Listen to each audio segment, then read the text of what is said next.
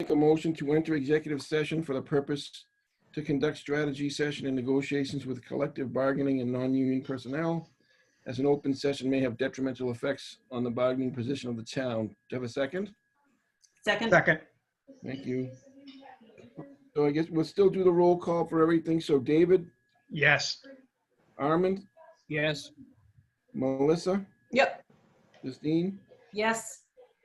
Okay, and I'm yes.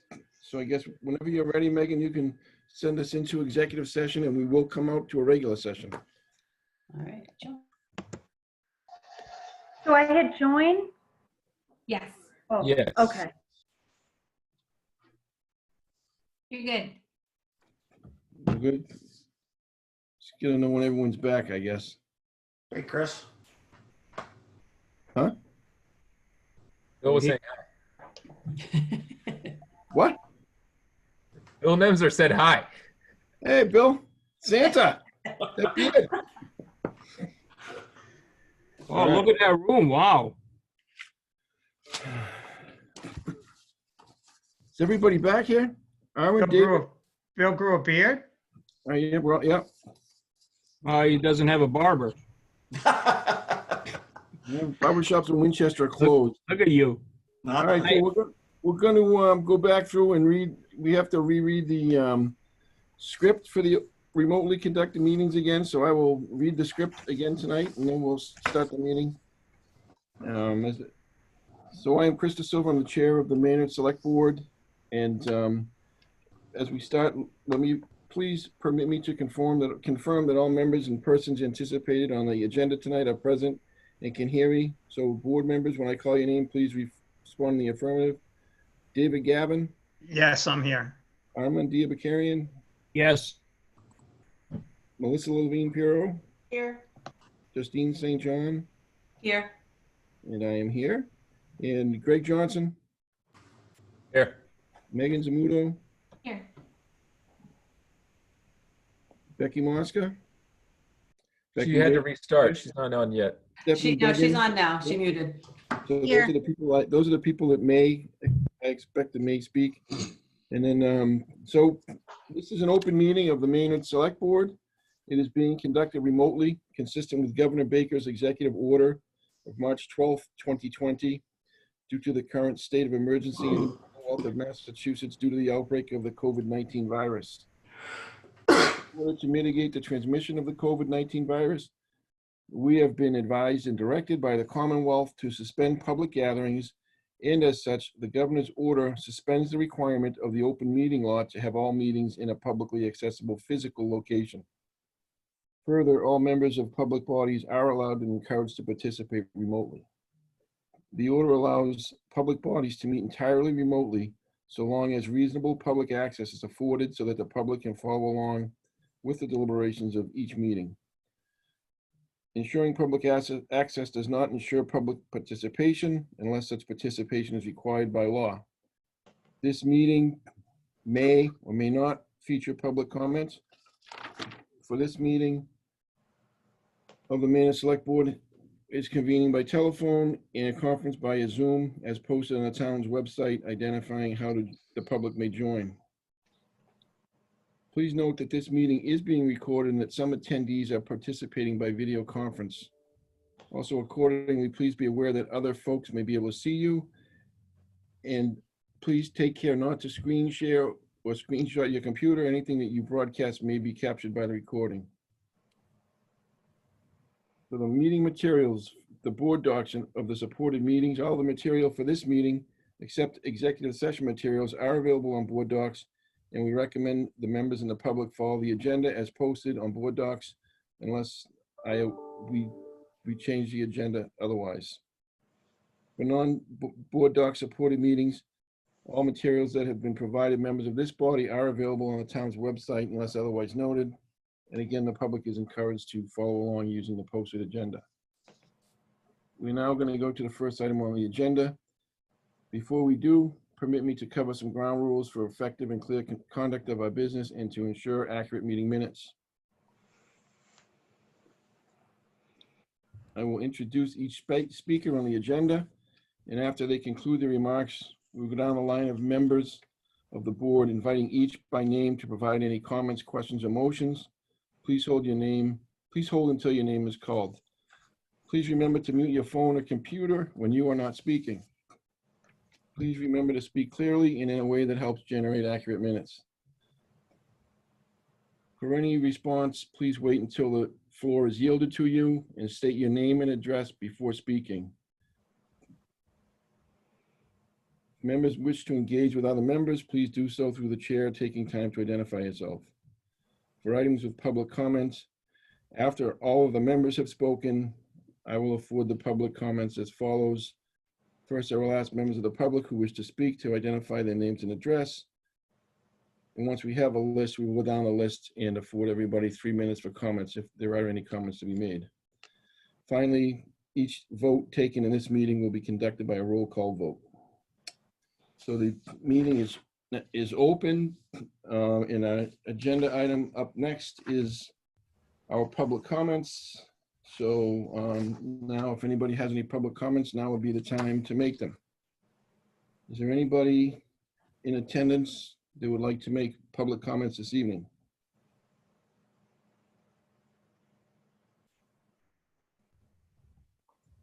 Chris, Yes.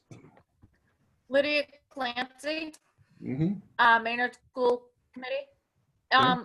If you get, I don't know if I should make comment about the Green Meadow roof now or if I should wait until it's the part on the agenda where you guys are discussing it. Yeah, we'll allow you guys as other committee members to weigh in when we get there. Okay. Absolutely. Does anybody else have any public comments or questions this evening? Okay, we're going to move on to item 4 on the agenda, which is an acceptance of some minutes. And they are the acceptance of our previous meeting. And I'll make the motion that we accept and approve the meeting minutes of April 14th, 2020 as shown. We have a second. Second. Thank you. Does anybody on the board have any questions or concerns regarding the April 14th, 2020 minutes?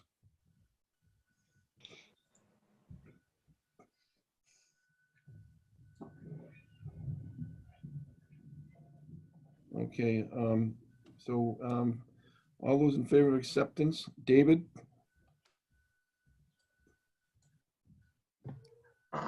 Sorry about that. I gotta find the damn mute button. Okay, Armand? Aye. Melissa? Aye. Justine? Aye. And I'm aye as well, so that's 5 in favor, 0 against. We have some 6 correspondence items, A through F, and the motion is to accept and approve the 6 correspondence items, A through F, as shown. Do we have a second? Second. Thank you. So does anybody have any questions about the 6 items on the correspondence issues this evening? No. No? Okay.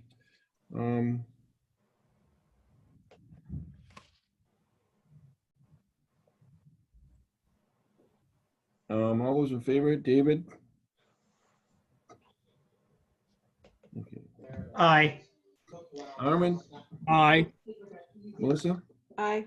Justine? Aye. And I am aye as well, so 5 ayes, 0 noes. It looks like tonight we go from that right into an update from the Economic Development Committee. Is represented this evening by Jack MacKeen. Jack, the floor is yours, sir. Thank you, folks. Jack MacKeen, Country Lane, Chair of the Economic Development Committee. I'm going to walk folks through some information just so everybody's on the same page. I see we've got about 28 people on the call tonight. My purpose in doing that is to sort of put everybody in the same place, then focus the discussion down to specific things, mostly those which have been raised by the Business Alliance and some other kinds of items. So one of the things I want to get across is there's a really pretty good communication system that's already working. The Economic Development Committee has talked about how to support local businesses. The Business Alliance had a separate call to do the same kind of thing, which resulted in the memo to the selectmen, which the selectmen have in their package. But the emphasis in the communication has been through the Business Alliance, through the Maynard newsletter, which comes out through town administration, through the Massachusetts Office of Business Development, through the Assabet Valley Chamber of Commerce, and from Kate Hogan's office. And it's been deliberately limited to try and keep it to 4 or 5. I think it's actually working pretty well. It is focused on major sources of relief via the various federal programs. Most of those are connected through the Small Business Administration. But payroll protection, the EIDL loan advance, employee retention credit, paid sick leave, and small business debt relief. And the emphasis has been on how we can get small businesses access to those. So it really is an information process. And I think everyone is aware that all of those programs have now expended all of their funds, but literally this afternoon, Congress has passed a new one. So some of those are energized. I'm not sure of the process to get all that information out, but it essentially be the same thing. It's a refill of the various buckets with X billions of dollars into the various things which you can read about in various media. The communication process is a once a week kind of thing, so there's a lot of background stuff, but it's generally a Friday or a Monday. The good thing, additionally, the Maynard newsletter includes encouragements to support local businesses, and the MBA portion of that includes specifics in terms of what retail and eating establishments are open, and when and where and what their offerings are. And that is now being all cross-posted to Discover Maynard, the website. So I think there's a fairly robust communication process on things that are available to support small businesses. And I'll make an observation here, given that we have 28 people on the call tonight, that if you are not at least once or twice a week going out and taking advantage of the takeout things, I would suggest that you do that. And in addition, once you do it, post something to social media that said, hey, I just got X or Y or Z. I would point out Erickson's is open for takeout. So. You had your share already, I doubt. Okay. In this category of current things, a very small thing, but it shows some work going on behind the scenes. There's been email communication between myself, Greg Johnson, Cheryl Crane, the treasurer, because one of the issues raised was the possibility of getting the electronic payment system vendors to forgive or stop their collection of their fees in the middle of it. It's a fairly small fee if you pay your tax bills online, and tax bills are due at the end of the month. Some good work there because the amounts are very small, and I learned some things in listening to Cheryl's thing, that there are so many parties involved that would have to agree to that plus the administrative burden on limited town staff. I would call it sort of an unofficial decision that, no, we're not going to pursue that because it just is not a workable kind of thing, and the fees or the benefits involved are fairly small. Second point, just to bring people to what I would call the local economic climate.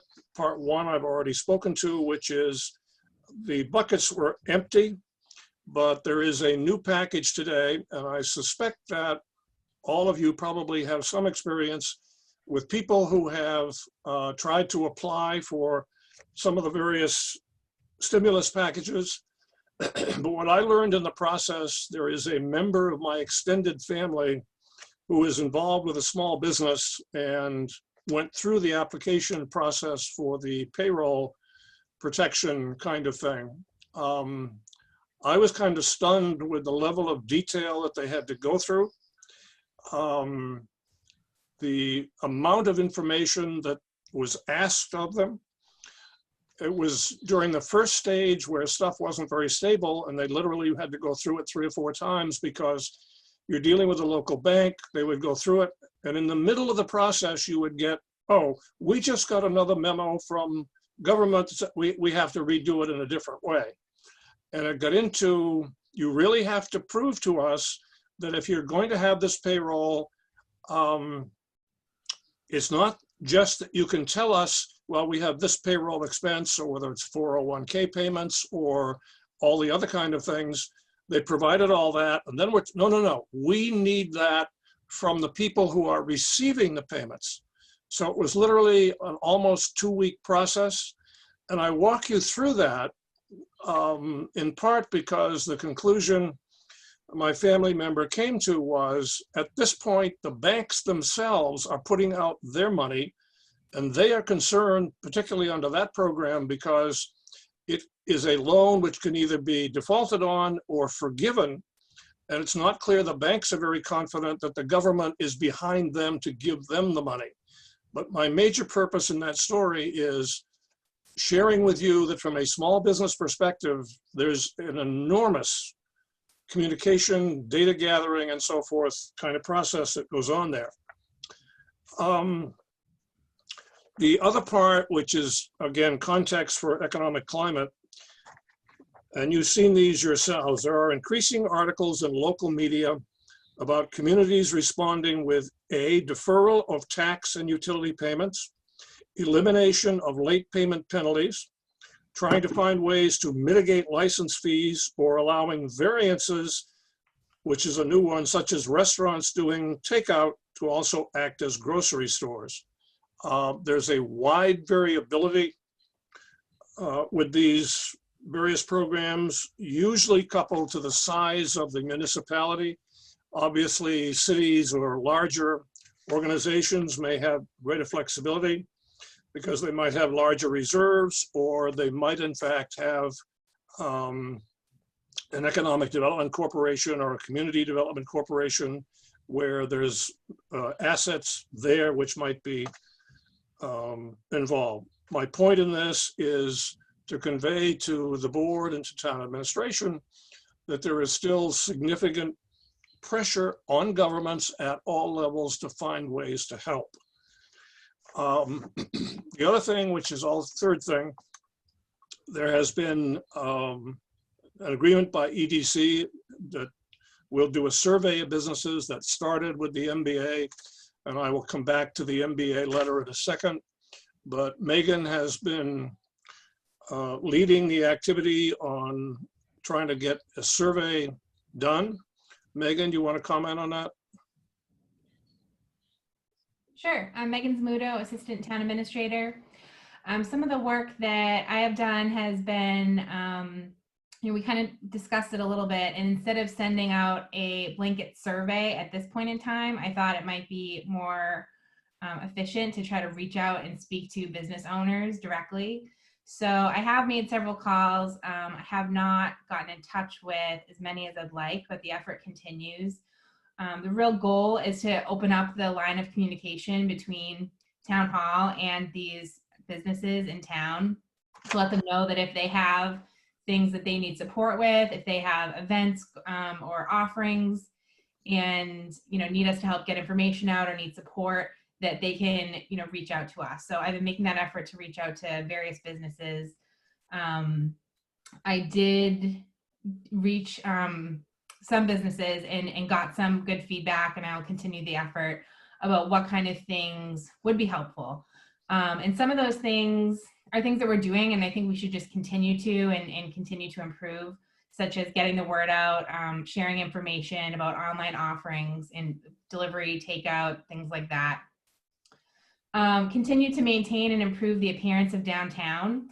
That one, I think makes a lot of sense, is the people walking downtown a lot right now, and just seeing the businesses, getting inspired to maybe order something for dinner or take a online yoga class. And we want to make sure that we're making we have minimum maintenance bylaw that was passed at the last town meeting. So keeping that in the front of our minds about the appearance of Maynard. And finally, another thing that came up was allowing for temporary signage.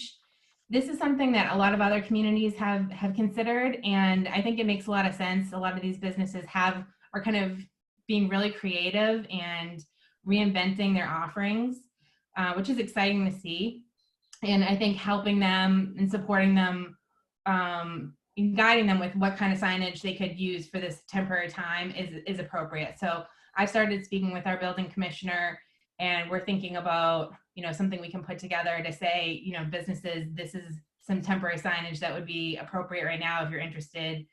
So those are the kind of things that I'm getting out of these conversations, and I'll continue to, speak with as many businesses as I can to let them know that, we're here and we support them. Thank you, Megan. One point about Megan's remarks, there's the downtown businesses themselves. She's also reaching out as part of this process to the landlords for some of these. And there's been one of our EDC members that, as part of the survey, is very concerned and has repeated that concern to us, that there are some very small businesses that you might not think of as connected. There's the MBA members, but that's a very small part of the overall business folks in Maynard. So one of the things we're trying to get to is, the really small businesses that might not be part of the Business Alliance and so forth. It's kind of tough to get to them, but my point is to emphasize that Megan is dealing not only with the landlords, but trying to get to a fairly representative sample of businesses across all of the various sizes. The fourth item, and I'm going to cover the fourth one and then the fifth one and come back to the fourth one. The fourth one is the letter to the Board of Selectmen from the Maynard Business Alliance. It was in the package. I'm not sure, given we have 28 or so people, that everybody has that. It's fairly short, so I'm going to walk through each of the 6 items that were part of the request. Item 1, deferment. Well, let me start one line above it. The business community asked that the Board of Selectmen consider the following relief for small businesses. 1, deferment on taxes and water sewer bills without penalty. So there's 2 pieces. Deferment is one piece. Could you waive a penalty is a second piece. Second one, reimbursement on licenses, liquor, dumpster, and so forth for the months that the licenses are not able to be used. That's not a tax situation, that's a licensing fee situation. And Greg and Cheryl and others have had conversations about, we have to ongoing expenses and the fees are set in a certain way, but that's one of the ones we'll double back to in a second. The third one is expanding the use of BEEP grants. Now that's as it's written to the selectmen, but what that really is there more flexibility with community enhancement funds that might be available in some way to support local businesses. That touches on the fourth one, which is reaching out to our state representatives to lobby to temporarily suspend the anti-aid amendment. And again, not everybody may be aware, but there is an anti-aid amendment from the state, which basically says taxpayer money, public money may not be used for private purposes. And I think it's a rational thing to do to reach out to the state. However, that's part of a constitutional amendment. The time frame to use that, to get through that process may not match the time frame that we're trying to deal with here, but it is, and I think there's another way to get around it, which I will talk to in just a second. So the third item, community enhancement funds, and the fourth item, can we temporarily suspend the anti-aid amendment, are kind of coupled. The fifth item, continuing to promote local business through the town's online resources via the website, Facebook, and newsletter. That's already ongoing. I don't think there would be any problem in giving a very positive answer to that, but making sure that everyone is in fact emphasizing it. We're doing it through Discover Maynard. through the Maynard newsletter anyway, but just continue that with everybody being involved in helping to publicize the local businesses. The sixth and final request from the Maynard Business Alliance, issue a letter from the town of Maynard or the BOS to the landlords requesting consideration for rental relief or deferment, or can the town issue a temporary moratorium on commercial evictions? That one is moot because as of yesterday, the governor has signed that into law. So that in effect, it takes the burden off of the town. So of the six, that one is already in place. And I think the fifth one, which was continuing to promote local businesses, is certainly not a complicated thing for us to continue doing. Now, I'm going to move on to the fifth part of my remarks and then come back to the fourth one because, in effect, the fifth one doubles back a little bit. This one I call conclusions and recommendations, and it's my attempt to focus the discussion that we should have. First one is what I call immediate. Relative to the current specific request from the MBA, what I just went through, town administration needs to make the clearest possible quantified statements that address the town's ability to allow for financial or legal support as requested. The answer may be no, but I think it's important that we communicate why we're saying no or saying, yes, we can do this, or maybe we can't do that. The goal here is for the town to be seen as a partner, that we're in this together, we're part of the whole environment, we're trying to support local businesses. So that's really a major part of the discussion, coming back to the first two items from the MBA in a second about, is there any financial ability, either by deferment or rebates or whatever, under the category of taxes or fees, and we'll come back to that in just a second. The second category I've here, I've called it near term. Begin to focus on restart. One possible discussion is the funding of professional help or workshops on employment issues, on marketing, on business recovery planning. This was a request both during the Maynard Business Alliance meeting, because they understand money runs out from the various programs. So another way to potentially help them is, can we connect them in some way to these kinds of services? And notice that my focus here is on the restart kinds of stuff, as opposed to perhaps some of the direct stuff at the moment.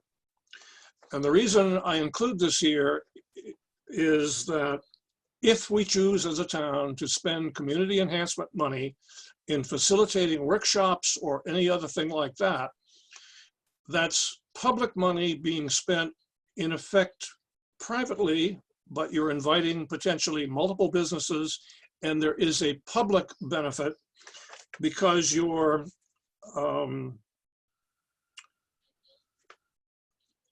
putting together a training session or something which stimulates local business so that you're then generating tax revenue and so forth. I walk through that because that is allowable. My understanding, and town council could maybe do it a little bit differently, but my understanding is that is allowable under the anti-aid amendment, so that you can spend a little bit of private money if there is in fact a public benefit, and trying to help through counseling, training, or whatever that does produce a public benefit of getting the businesses back in shape and restarting their revenue streams. However, that's a big however, it's not clear to me the town can offer anything that's not available from existing resources. We do not have town experts in these various things. And if you look at some of these things from the Small Business Administration, they probably have more expertise than we do, yet we could in fact consider putting out some amount of money, hiring marketing consultants or something like that, who would run workshops to help small businesses. And the small businesses probably have very little in the way of business plans, and they are clearly being strapped for cash, so forth and so on. And as I mentioned, this is responsive to an MBA request for leveraging town resources to promote local business. Not particularly important, but this will be a topic at the EDC meeting this coming Thursday in terms of maybe how to get to specifics, but I think it's worthy of a discussion here tonight as well. I will toss it in here because I have the floor, but I call this the future. Clearly not a current discussion item, but I would suggest strongly the town schedule a discussion or assign responsibility for making preparations for a future pandemic. There has been one roughly every 9 years for the last 100 years. You can walk back through Ebola, Zika, all the way back to 1918, various swine flu, Hong Kong flu, so forth. So it's going to be coming again, but having such a discussion could include financial kinds of things in the future, whether there's a special reserve, so we identify money, whether we go through what the town of Ashland has gone through, thank you, Greg, literally setting up a fund which can be used for these kinds of things, or it might get into discussions around whether Maynard eventually has an economic development, community development, and we have a dormant industrial development authority. So that's not a discussion for tonight. It's really a future kind of thing after all of this has settled down. But with that, the one, I think there's two parts for a specific discussion. Is there a feeling that we can or should use the small amounts of money which are available in community enhancement? I think that's a grand total of about $11,000 at the moment. Megan would know. For any form of deferment or action on tax burden or license fees and so forth. And the second discussion after that one is, frankly, a more tenable thing, or at least a clearer one, which is putting together some kind of a working group to facilitate getting our businesses going when we can all get out and about. And I can personally envision spending some of our town money on putting up or promoting a series of events to bring people into the downtown to support local businesses, so forth and so on. So that's the end of my monologue. I toss it up for discussion relative to those two specific points.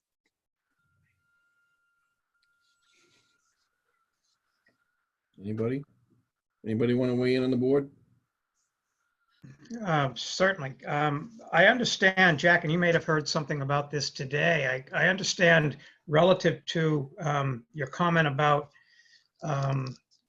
assistance for small businesses, that somebody from the outside that can give assistance as to how to proceed and get people ready. By the way, I know I'm supposed to introduce myself, David Gavin.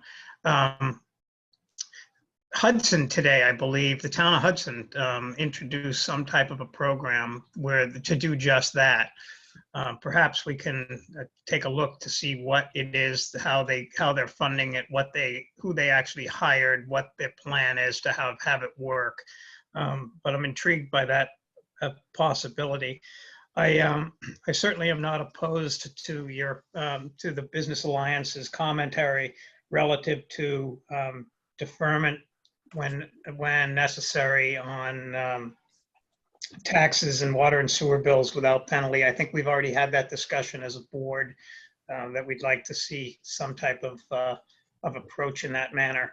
And I think I think that's true, not only for businesses, but I think we've had that discussion, or at least talked sort of generally about how we might be able to help residents that can't meet their obligations immediately. When did we have that? Because I don't recall. I thought we had talked about it a couple meetings ago, about waiving late fees and the burden of late fees for late taxes. I thought we had had that discussion. Perhaps I'm wrong. I don't remember. I don't recall having a discussion about waiving any fees yet. Not that just don't remember it. That's all. It's penalties more so than fees. Yeah, penalties. but- Yeah, I know we did. I think we did touch on, not having penalties, and that was related. I think that was related to the question, more along the question of, are our offices open full time? I think it was more related to, in response to the question of, somebody had a concern that if they didn't get their payment in on time, or the payment wasn't posted on time because we had less of staff available, would there still be a penalty? But I don't remember a conversation. Okay. just on that. I could be wrong too. No, so- no, that you're probably correct. I thought, my general understanding was that we were sort of getting along the lines of moving towards forgiving, or at least being accepting of waiving late fees and interest and that type of thing. Obviously it can't go on forever, but so anyway, I'm not adverse to considering those things. The one concern I would have on BEEP grants, Jack, would be the equitability of it relative to if one business comes in, there's only a little amount of money, and if who gets a bite at the apple and what the percentage is and how does that work, that would need to have some discussion. But so those are my thoughts. And I certainly agree with your final comment about rallying around. There's been a lot of discussion about when we finally come out of this, about how we might be able to come together as a community and then help the businesses downtown. Some of the thoughts, quick thinking for restaurant purposes is, allowing outside seating in the summertime when, as we approach, maybe having some of those similar to what they did in Boston on Newbury Street. Some businesses don't like the idea, but shutting down the roadway so that the residents can have access, or the, purchasers can have access to the streets entirely, to have their, to have tables out there and everything else. Those are things I think we can think about. But certainly, I think there's been a lot of talk about having some type of a community celebration, and to your point, maybe even more than just one. But so those are my thoughts. So one of the things, this is Armand. One of the things that you just brought up, David, is the restaurants. And I mentioned this to Jack also and to Megan. I think the restaurants are going to have more of a challenging time once the so-called reopening of the downtown is going to take place. I think they're still going to have to deal with balancing safety with doing business. And I don't know whether or not they're thinking about that process and how that's going to play out, from configuring the seating arrangements in the restaurant, because I have a feeling that they are going to have to deal with that social distancing going forward. So I don't know how they're going to be able to adjust their seating arrangements inside the restaurants. And I understand, your point, outdoors makes some sense, but indoors, they're going to have to deal with that.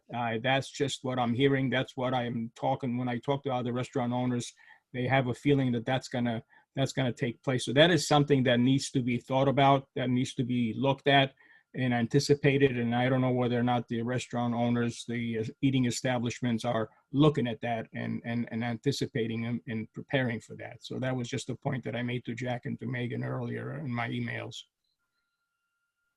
My concern, so I like the idea of having someone come in and assist with the businesses with the recovery, like Hudson is doing. I actually had suggested that to Megan as well. And I don't know if we have the money, if we have the funds to support an initiative like that, but I feel like that initiative would help all the businesses downtown. Yes. There's also something I saw recently that I sent to someone else, that there's a thing called Hometown Hospitality, which I know they're doing in Hopkinton and Ashland, and I heard in Concord, where a number of businesses band together and they do a one-stop pickup, but you get, for a certain set amount of money, you get a dinner from one place, you get alcohol from another place, you get flowers from another place, you get a gift card to be used later at another place. And so it supports a whole bunch of businesses at once. So that was something that I had also mentioned to Megan as well this morning, that, that might be something that the EDC can look into, or the MBA can look into, to see if that's something that their businesses want to rally together and do that. My one concern about waiving fees is just the fact that right now there is so much unknown, and it's a frustrating position to be in as a town official, and I'm sure as a town administrator and as everybody, and as a business, is there's so much unknown with what our income is going to be, that I believe as a town, we need the money to run. So if we waive a late fee, even just saying we're going to waive the late fee for businesses, then we're not going to get any of that money for that amount of time. So that's the balance that I'm concerned about, is how we manage that. And that would be why I would be really concerned about waiving late fees. What about reimbursing the liquor license fees? What do you think about that? Well, how do you, I mean, honestly, that would benefit how many businesses? That's not going to help everyone. It's just going to help some of the restaurants, and then some of the restaurants are open doing curbside. So if they're doing curbside and they're selling their alcohol, then is that, then do you not reimburse them? So I understand the philosophy of it, but I'm not sure how you do that equitably. I have a question, Greg, I guess it's addressed to you or to Mike Guzzo. Is anybody doing any modeling, to Justine's point of, gee, if tax collections fall to this point, or so many people defer it, regardless of whether we do anything, so that we know kind of what our margins are, where we really have to, put on the brakes for everything? Is there any flow modeling going on? Yes, so that's been going on for a couple of weeks, but it's all projections. And so I've been hesitant to publicly say what those projections may be, because they could be completely inaccurate. I do feel okay by saying that as of certain projections shown to me today, again, just based on hunches that the finance staff has as to who may pay their taxes or not. And again, if I recall, Cheryl Kane, the treasurer collector, said, and by the way, this is Greg Johnson, the town administrator. Cheryl Kane, the treasurer collector, said that half or so of taxes are paid through the mortgage. So like banks, when the banks, who own the mortgages, they pay the taxes. And so if I understand, those payments are still being made. So anyways, the projections are difficult to attain, and the accuracy is just also very difficult. So I won't know for some time until the tax payments are starting to be made. That being said, based on one projection that I saw today, it could be a few $1 million that we could be experiencing a shortfall in our revenue, and that's based on quarterly. So based on the Q4, this final fiscal quarter. So if there's pros and cons. If we delay tax payments, it's a risk. If we delay tax payments, it would have to be understanding that I would still like as much tax payments and revenue by June 30th, because I have bills to pay starting July 1st, right? The town has bills to pay starting July 1st. We have debt payments, we have retirement payments, these are not insubstantial amount of money. This is significant payments that we have to make in the new fiscal year. And I don't have a sense at this time that there will be extensions to any of those payments. So it's a difficult conversation. I think waiving late fees is more feasible. Not to is somewhat in disagreement with you, Selectman St. John, but just to say that what's more important is getting the taxes. So that the late fee is less important than getting the taxes. Like in my opinion, we definitely need the taxes. And so a delay of taxes is not as significant an impact of not getting the taxes at all.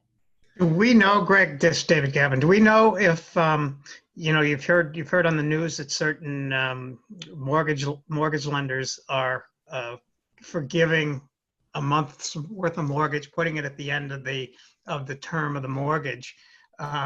Do we know if those mortgagees, mortgage companies, are paying their tax bill even though they haven't gotten that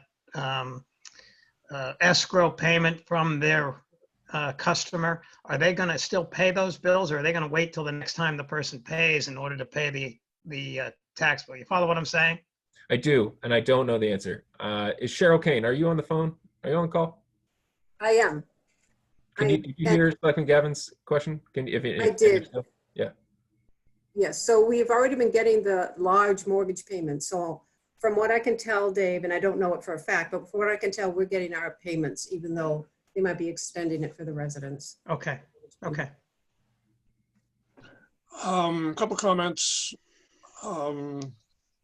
Back to David Gavin's comment about we have limited money in the Community Enhancement Fund, and the doling of that out to individual businesses who might get preference would be, I think, an administrative nightmare to justify and trying to parse, who gets what, so forth and so on.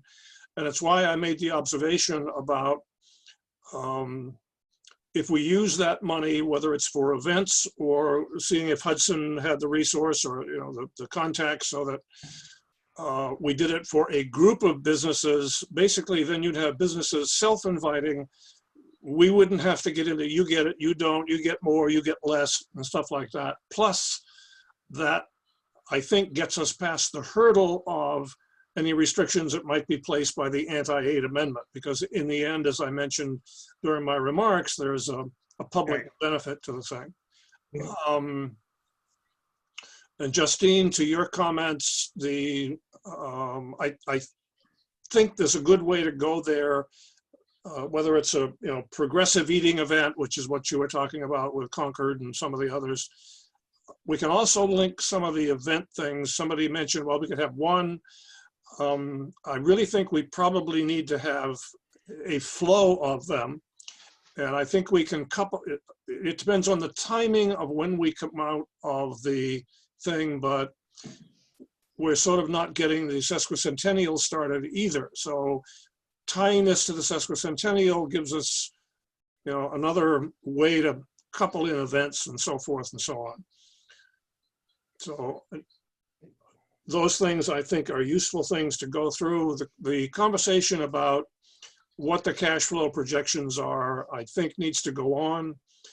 And I'm again positioning, we the town need to communicate to the businesses. And if I pick on Greg's words for just a second ago, he saw a projection that said, well, we might be 1 million, 2 million, 3 million. As soon as you get to that, you have the basis of a communication to citizens and businesses that said, okay, at that level, the risk to the town is so big that we really, can't consider something. So what I'm pushing at is not just saying, we're not with you, we can't do it. There's a rationale, a reason. And that's why I keep pushing at the need to, continue those kind of, cash flow, what's coming in and so forth, whether there's a delay of taxes or just the, defer the penalties and so forth. I think that's a worthwhile conversation to come to a point where the town, the Board of Selectmen, town administration can say yes or no, and so forth and so on. When I made my remarks earlier about there are a number of towns that have literally delayed tax collection from May 1st to June 1st. And as I said, they tend to be the bigger ones with bigger cushions, bigger reserves.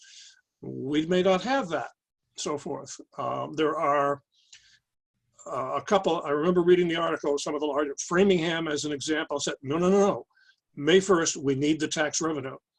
And so, having some story relative to where we are and our ability, I think is an important consideration as we go forward. But my personal thought process is work with the EDC, work with town administration to focus perhaps individually on, can we do something with penalties, what are the smaller dollar items that we might be able to address? And then if we can, we can, we can't, we can't. I don't have a problem saying yes or no, but it would be nice to be able to say, this is why we are saying yes or no. And then really focus the community enhancement dollars, if we want to do it, on programs to help relaunch, all the businesses more or less equally, at least those that want to opt in. And literally maybe have a little working group, whoever that needs to be, to, stay on top of, make sure we're really promoting and pushing and so forth and so on. So, To your point, Jack, this is Chris DiSiva. I look at these requests or suggestions and, removing penalties, you can do that from everybody, businesses and individuals. So, that seems to make sense, right? But I mean, anything that we're going to offer to a business that we can't offer to a family or an individual in town is, what's the benefit? It's a loss for the individual. I mean, we're looking at, different fees, removing, I mean, there are a lot of fees that families pay. There's a lot of kids that paid user fees for schools. Are they getting that money back? Are they getting a portion of it back? There's so many fees and so many things that are included in life in Maynard and life in every other community, that if we start offering discounts on fees in other areas, we're going to have to look at every fee and every dollar we collected in the schools, in the licensing and permitting, all those areas, and offer that back to everybody. I don't know how else you could do it in good conscience. And, in having this conversation, because it has come up in a couple of different selectmen meetings where this has been discussed, where people, either members of the board or members of the public, have discussed assistance to businesses and stuff. Frankly, I think a lot of people that I've talked to, a lot of people that have, not that you're bumping into anyone on the street anymore, but people that I've come in contact with are a little bit put off by the fact that we would give the businesses something that we're not giving to the average citizen in the town of Maynard. And quite frankly, I can't disagree. And, I just don't see how we, how we give something to businesses. Oh, by the way, some of them who don't live in the community, they come and they run their business and we don't see them until there's a problem and they're looking for, looking to do something. We don't see them here. And we have people in town, we're telling, we can't help them in certain areas, but we can't, the business community thinks that we should give them more than we're giving the people that live here, the taxpayer. But there's a little difference, Chris, and I don't tend to disagree with what you're saying, but there is a little bit difference as a business person when you're investing your money into something, and especially some businesses that just got started. Isn't every one of us investing in this community by paying taxes and mortgages? I understand what you're saying, but I don't know. Maybe I'm using a wrong analogy, but there is a difference between investing in a business and paying taxes in town, or paying fees to schools. It's a lot more involved in owning a business, and there's more to it than just what you're saying. It's a risk you take as a businessman or a businesswoman. I just think that their businesses are just looking for some kind of a, even if it's a small gesture on our part, to just do something that looks like we're in partnership with the businesses in town. We're feeling for them. So I think that's the point that MBA is making, just a small gesture. So to Jack's point, maybe looking at where are there ways of doing anything, and just, communicate with them. If it is, look, we looked into it and this is not feasible, and I just think that's something that makes an attempt that says that we're thinking about them. And we're thinking about everybody, by the way. We're not saying that we're not thinking about the residents, obviously, but we're thinking about these businesses. And I venture to say that some of them are not going to be opening. Some of them are not going to make it. These people are not, don't have money set aside in reserves that's going to run for months. So you have to understand what they go through, the psyche they go through as a business person. So I'm pretty sure I'm in tune with what a business goes through to operate. I get it. But I also don't think that, at the town level, and to Jack's point, Jack was, talked about, do do we have a cushion? You know, and do we have a cushion where we can accept deferments and we can accept certain things? Is there anybody that in town that thinks we have a cushion in Maynard? We don't have a cushion. There's no cushion in Maynard. There hasn't been a cushion in Maynard other than the one under my chair for a long time. There's no cushions here, right? I mean, what do we do? And I don't have a problem with, I'm in business. I understand, I appreciate businessmen. I'm wearing out my tires doing takeout in Maynard happily. And we have a lot of great offerings.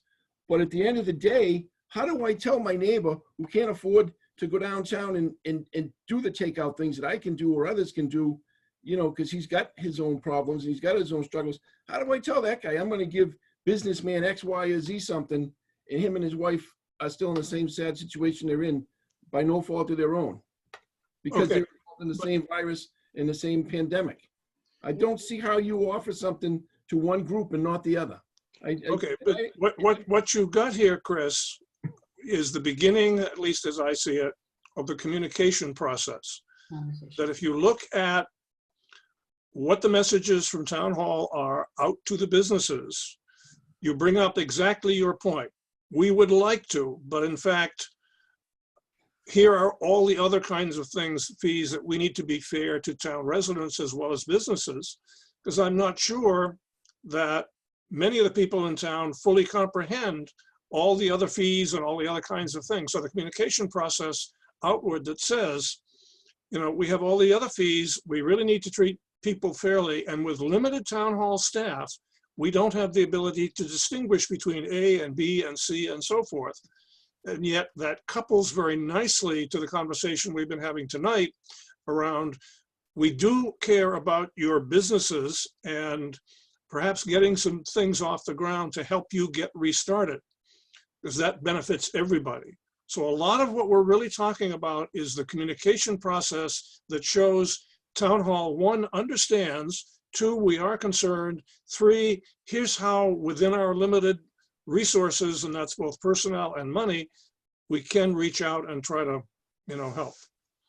So I think what you're saying, Jack, is you really want, and I do truly believe this, but the businesses want to know that they're not alone here and they haven't been forgotten. And we are, we do care about them and we want to do whatever we can to help them. Unfortunately, some of it might not be feasible at this point, but it doesn't mean that we aren't trying to figure out different out-of-the-box ways to help them continue. And that's exactly one of the things that Town Hall has not been particularly sensitive to in the past. Right. And you phrased it very well, that when they've reached out, the message going back is, we've heard you. Because a lot of people, if nothing else, they want to know, was I heard? And so this whole meeting tonight is a representation of, yes, we heard you. Yes, we've looked at our resources, and this is what we can do or not do. And I don't think anybody has a problem saying, no, we can't, provided there's some sharing of, here's the reason that we're not able to. And we're treating everybody as fairly as we can. So it really is, did you hear me? Yes. And what the message is. This is Melissa, and in full disclosure, I own a downtown business and I'm the past president of the Business Alliance for the last 5 years. I think that the business community really feels left out and unsupported right now in this time, even if we're not able to do the majority of this list. I think communication and the lack of support from our board and the town is really apparent.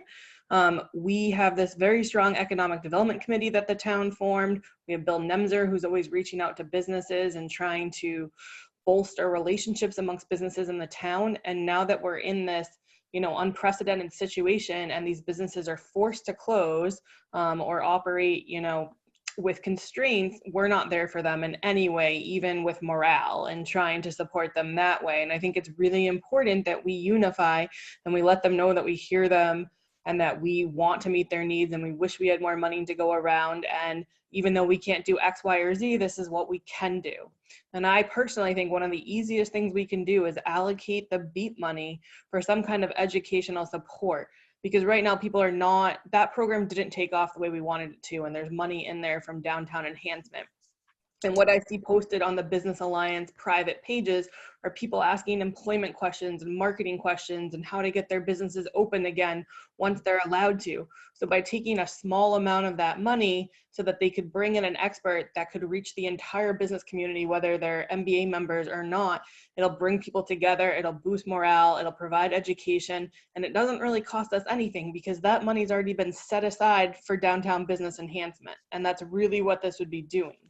So I think one easy way to go back to them would be to say, hey, like MBA and Economic Development Committee, why don't you work together and find someone that could put on one of these educational seminars for you? Let us know who, when, and how much, and we'll discuss if we can pull money out of that fund and see if it's feasible. Excellent, excellent. There's nothing wrong with that idea. I agree with Melissa. Go ahead, Chris. Right? This is the first time someone suggested we use BEEP money in this regard, isn't it? Yeah, Jack, I already suggested, and yeah, and I think Melissa's point is, it's just point. I mean, all I'm saying is this is the first time that the use of the BEEP grants as an avenue for this type of activity. Tonight's the first time we've heard it. Yes, other than using it for downtown enhancement type things like awnings and that type of stuff. For the purpose it was designed, that to Melissa's point, didn't quite take off as a lot of us had expected it to when we first introduced it. Why wouldn't we use it for something along these lines? I get that, but I don't know. Melissa, can you be more specific as to what lack of support we have for the business community in our community? I just think it's lack of support. I think there's been a lack of communication and a message and making them feel heard. I think they all kind of feel lost right now. They've been misled and lost opportunities by financial institutions in the area.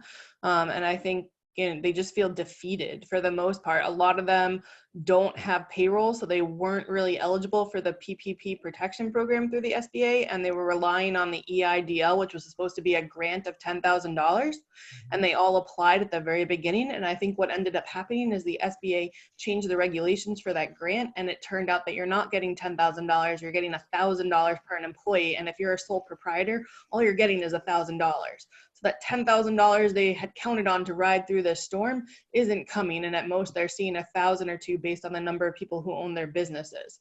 So they don't know how long this is going for. They don't have the resources. A lot of them are forced to be closed because they're not essential businesses like restaurants.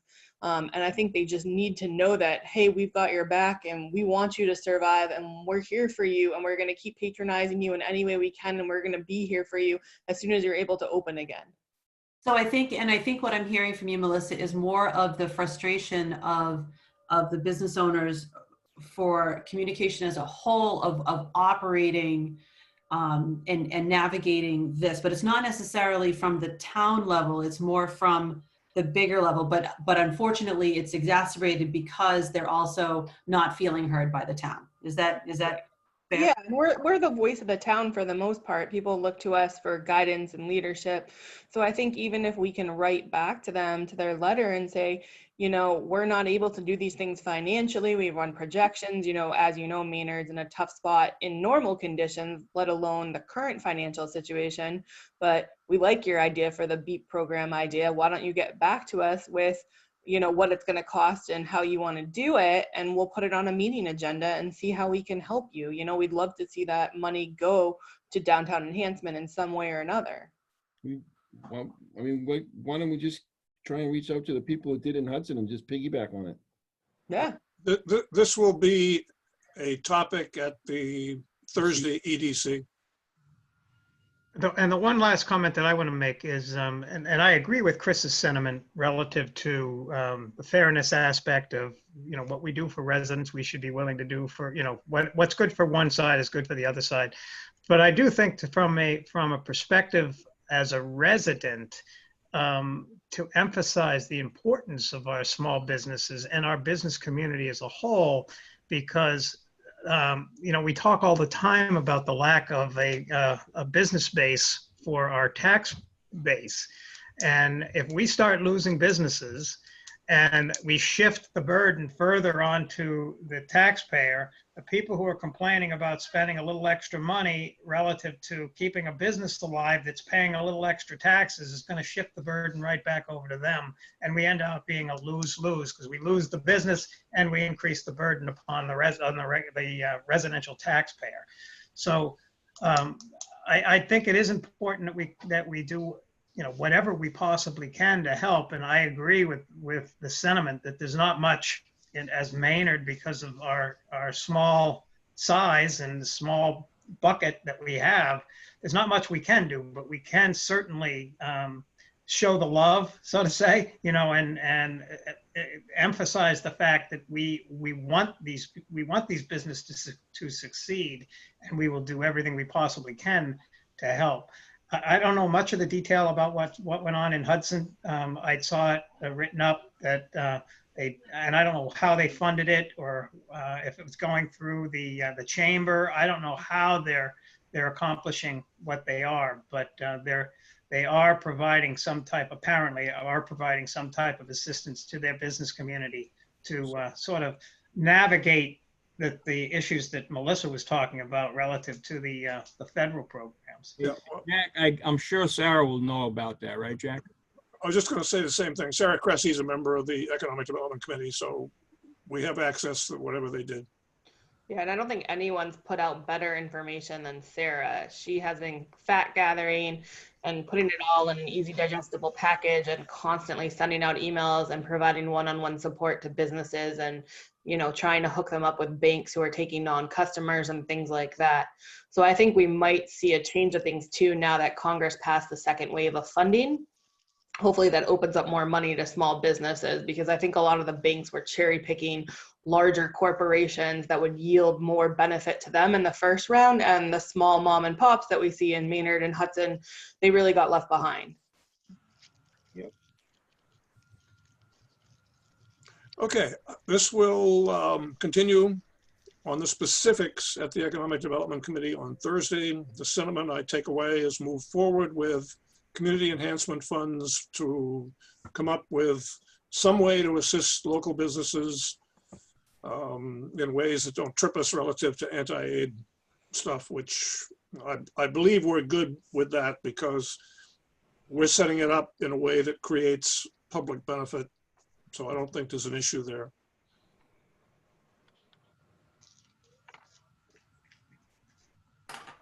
Okay. Any other comments? Thank you, Jack. Thank you for having the discussion and initiating it. And I hope when you speak to the EDC, obviously, and I know Megan will probably be there too, is please just convey that we are with everyone. And we do, I mean, when this first started, I started reaching out to people back in the middle of March saying that I was scared for our small businesses. So it is on everyone's mind. Unfortunately, sometimes we can't help as much as we want to, but I am really trying on a daily basis to think of the out-of-the-box things that could help. Okay. Little process question. Melissa, are you still the clerk or is someone else clerk? I am the clerk.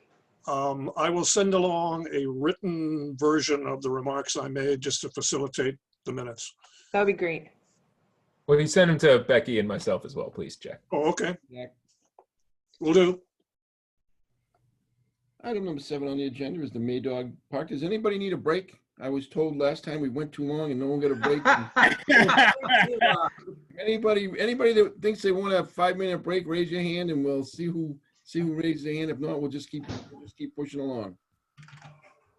All right, push along it is then. Mr.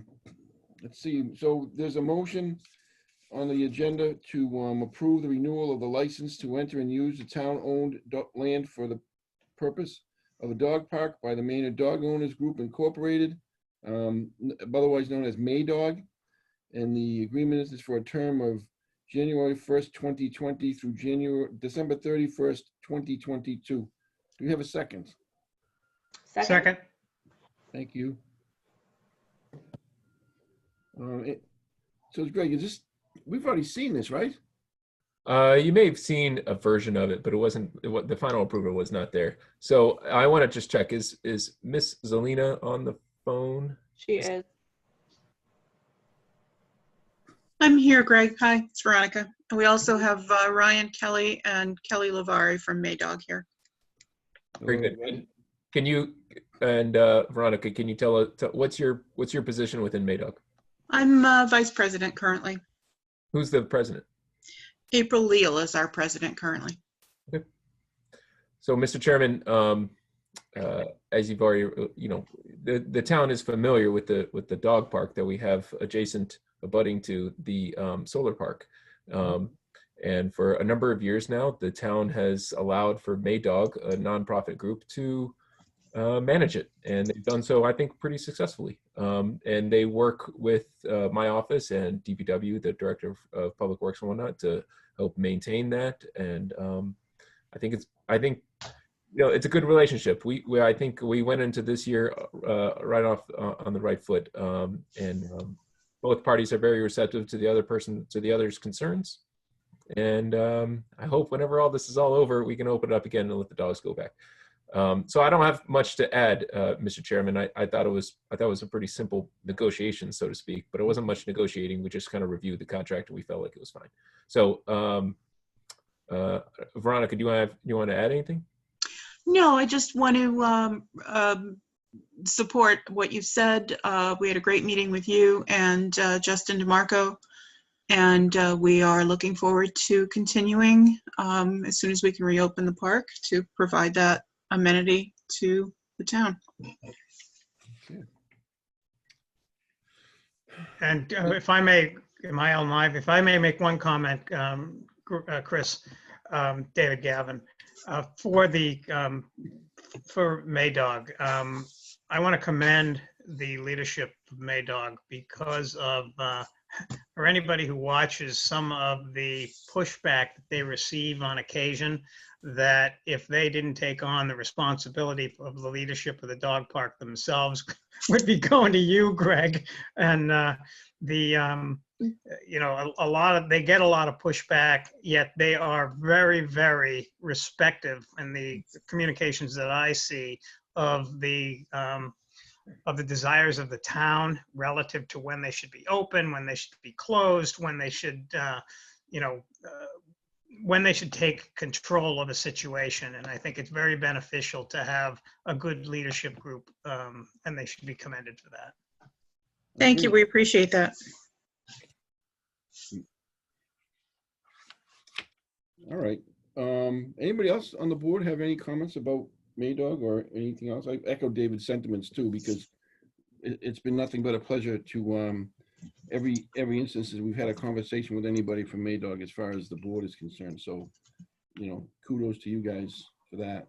And if no one has any other comments, we'll do the roll call vote that is required to approval of the contract. Okay. David? Aye. Armand? Aye. Melissa? Aye. Justine? Aye. And I as well. So that contract is good. Could everybody, I'll just do another check. Does everybody on the, because we're not to get in town hall to sign these. Again, approval for your signature stamp. David? Yes. Armand? Yes. Melissa? Yep. Justine? Yes. And me as well. So Becky, you have our permission to use the signature stamps? All right. So thank you very much, Maydog. Becky will, I'm sure, as she always does, will get in touch with you guys once everything's signed and sealed for you, and see you in 3 years. Thank you very much. We will countersign and see you soon. All right, thanks. Thanks, Ron. All right, so now we are on to article number 8, items for town meeting. Mr. Johnson. So, Mr. Chairman, so the board had already approved a number of articles and for the review of the Finance Committee before they're included in the final warrant. A couple of those articles need to be adjusted according to the recent circumstances, and a couple of the articles just hadn't been deliberated on or approved. So what we have listed should be the remaining articles, with one exception, which I'll get to in, actually, I guess I could address right now. So draft control HH, and the controls for those listening at home, controls are just the term that we use as a proposed article for consideration at town meeting, but it's not quite approved by the board as a full article for inclusion in the warrant. So we just refer to it as a control instead of a draft article. So control HH, which is a zoning map amendment for the consideration of the Coolidge School. It was proposed to today by the representatives of the Coolidge School Working Group, which Lindy Gear is on the phone right now. She and the rest of the team are proposing to postpone consideration of that draft or an October, a later special town meeting date, as they are working through the processes of the disposition of the school and the site with zoning board of appeals and the planning board and whatnot, because they're still in the midst of those procedures and those deliberations. They didn't feel like the timing was correct to be proposed to the town at town meeting. And so with that exception, and we can, of course, if the board has questions on that, we can have Lindy Gear or the rest of her team chime in right now. But otherwise, the articles that I presented on the board docs are what the board has to deliberate on. And for a little bit of more scheduling procedure wise, again, once controls are approved for inclusion in the warrant by the Board of Selectmen, they are moved. They're conveyed to the Finance Committee for the Finance Committee's consideration and then comments, so that we can include those comments in the warrant. And we're trying to get the warrant published by the middle of May. So if any articles or any controls are not approved this evening, that just reduces our timeline for the transfers, for the move of those articles to the Finance Committee. It's undetermined whether we'll have a Selectmen meeting next week. We could have one. I just want to, I'm sure the board has this in mind as to the timing. The timing's always tight, but we're kind of coming down to the wire. So Mr. Chairman, I reworded, instead of you having to read each control, which you still could, and you can deliberate on each, or you can do one motion for all of them. I try to sort of simplify the motion for you.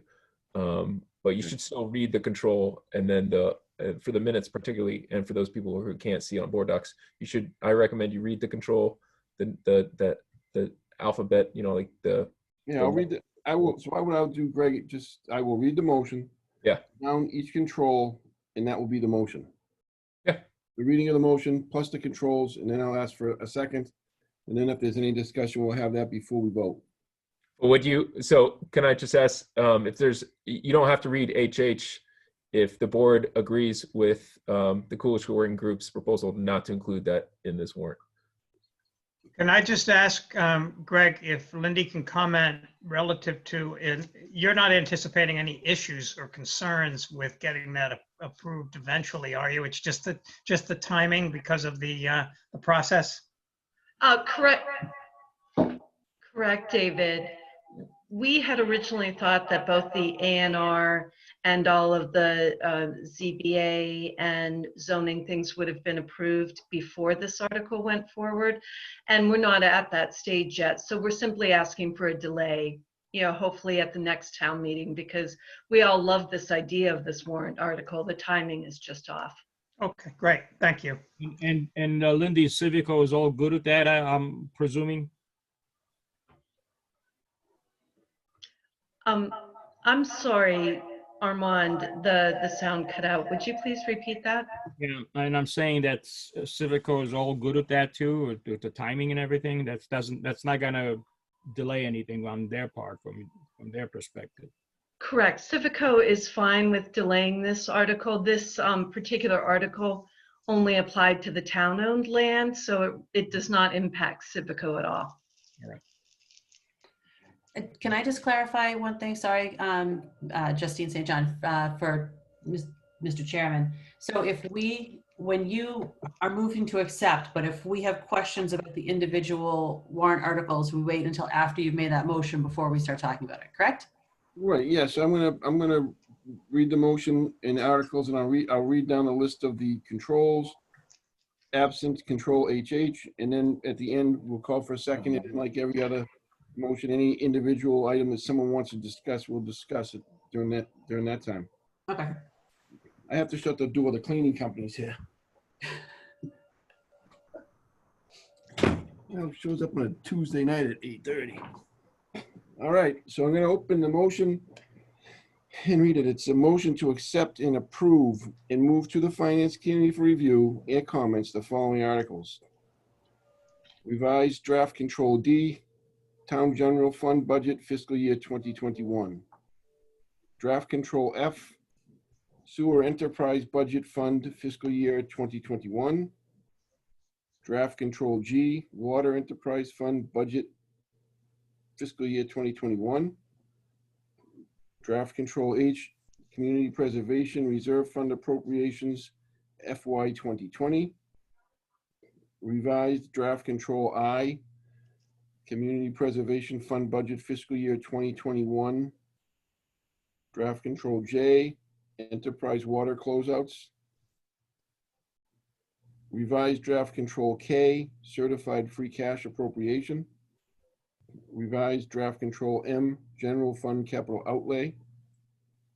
Draft Control Q, Borrowing Authorization, Water Enterprise. Draft Control U, Debt Exclusion, Appropriation for Borrowing Authorization, Fire Department, Fire Station. Draft Control FF, Article 97, Land Transfer.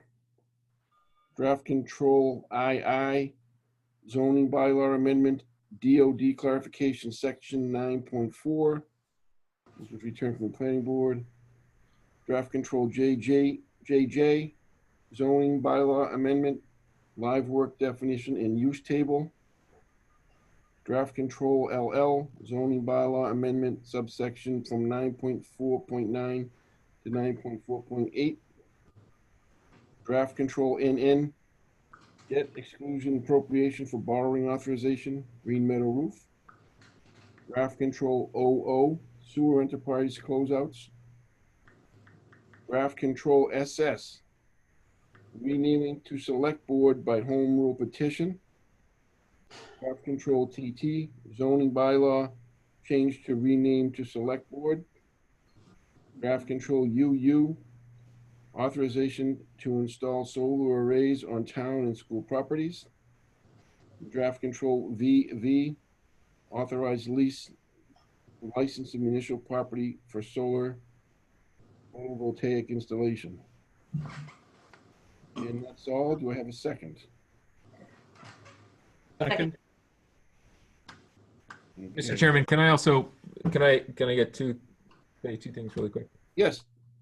So one is for, and I apologize, this was an oversight.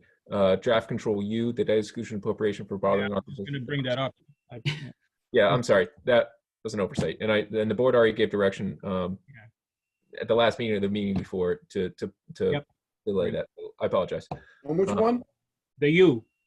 The fire station. Yeah, I was as you were talking, I'm looking back at last week's minutes and I'm saying, wait a minute. Yeah. Are we having the same discussion? No. Let's not. So I apologize.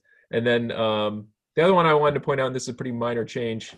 It's to, I want to say JJ. I'm getting text messages from Bill Nemser to make sure it's JJ. So if you allow it, Mr. Chairman, if we need to get to it now, that minor change, or we can start at the top. But I just want to point out when we get to JJ, the town planner Bill Nemser has a revision, so to speak, in the contents of the article that he can explain. Okay. So are there any particular individual items anybody wants to discuss? Mr. Chair, if I could, please. This is Ken Estabrook, Chair of the Finance Committee. Yes. So Greg, I just wanted to make sure, in listening to the list, I wasn't seeing Control V, which is salary administration. Is that ready to go? That was approved already. Okay, thank you. Okay. Does anybody have any other of the articles individually? Hold on one sec, Chris. I'm just looking through the list again. Yeah, I no want to problem. make sure I didn't miss something.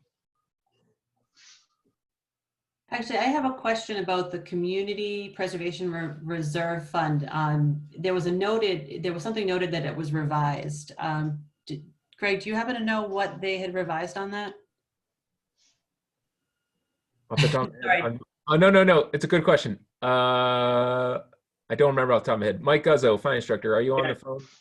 Yes, Mike Guzzo, finance director. You're talking the CPC budget? Yes. No, the reserve fund. The reserve fund. Oh, the reserve fund.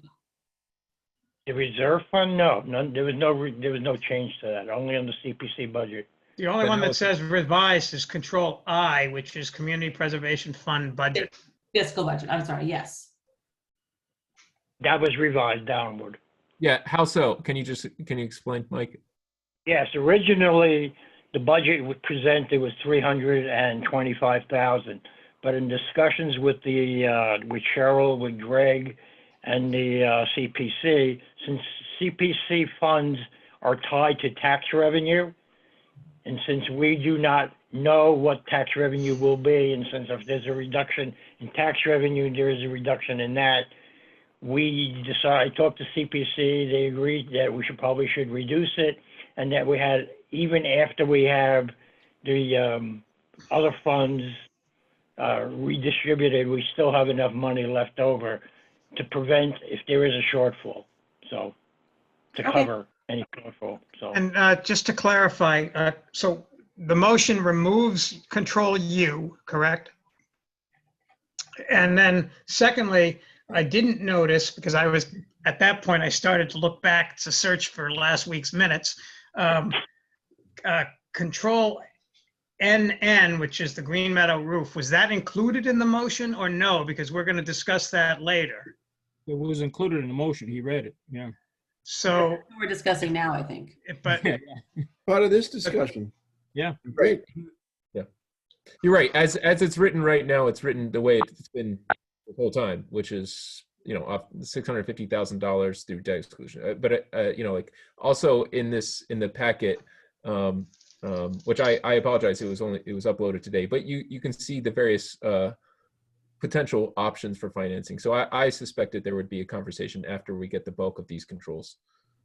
Okay, yeah, that came through at like 6 o'clock, so I didn't have much of a chance to review it. And I have it, so just for the people watching, I have it on my phone because that's where the email came in. So, we can have that discussion.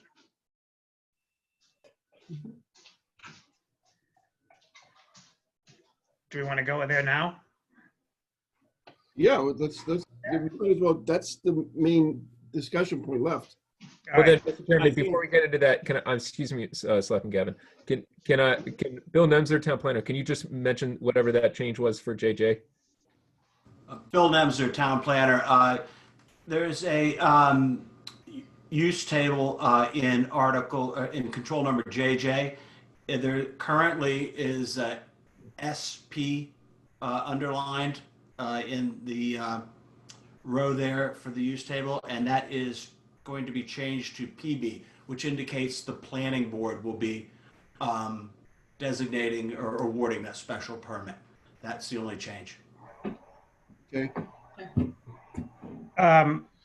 Going back to the Green Meadow roof topic, my number one comment would be I'm very hesitant to approve any impact to our capital savings. I try to avoid. I see that a couple of them, in some way, I'm trying to find the ones that are there.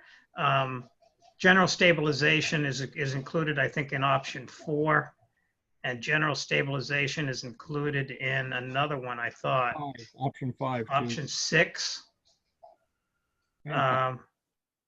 So, you know, I want to hear the comments of the board, but I'm concerned about dipping into the general stabilization fund, even though I'm also concerned about the impact to the residents. I also want to remind everyone, when we talk about, and this always gets me frustrated, when we talk about tax impact to the average single residence, for that project, you know, that number is accurate.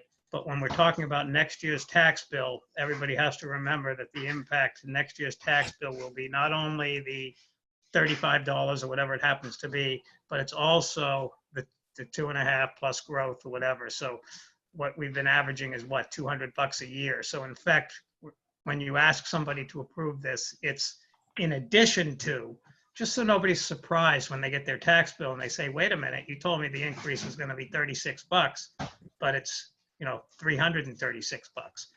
So, Mr. Chair, Yeah, Mike does our finance director. The general stabilization, really all that is free cash. Instead of taking money, the 398,000, as you see in the free cash article, we would be taking that money and using it and just switching it to free cash. So instead of putting it into stabilization at the plan, all we're doing is substituting. That's all. And also I want to clarify. so you're not taking it from, and I'm the category's lost on me right now. No, we're not taking it We've from been that. talking we're not taking it from capital stabilization.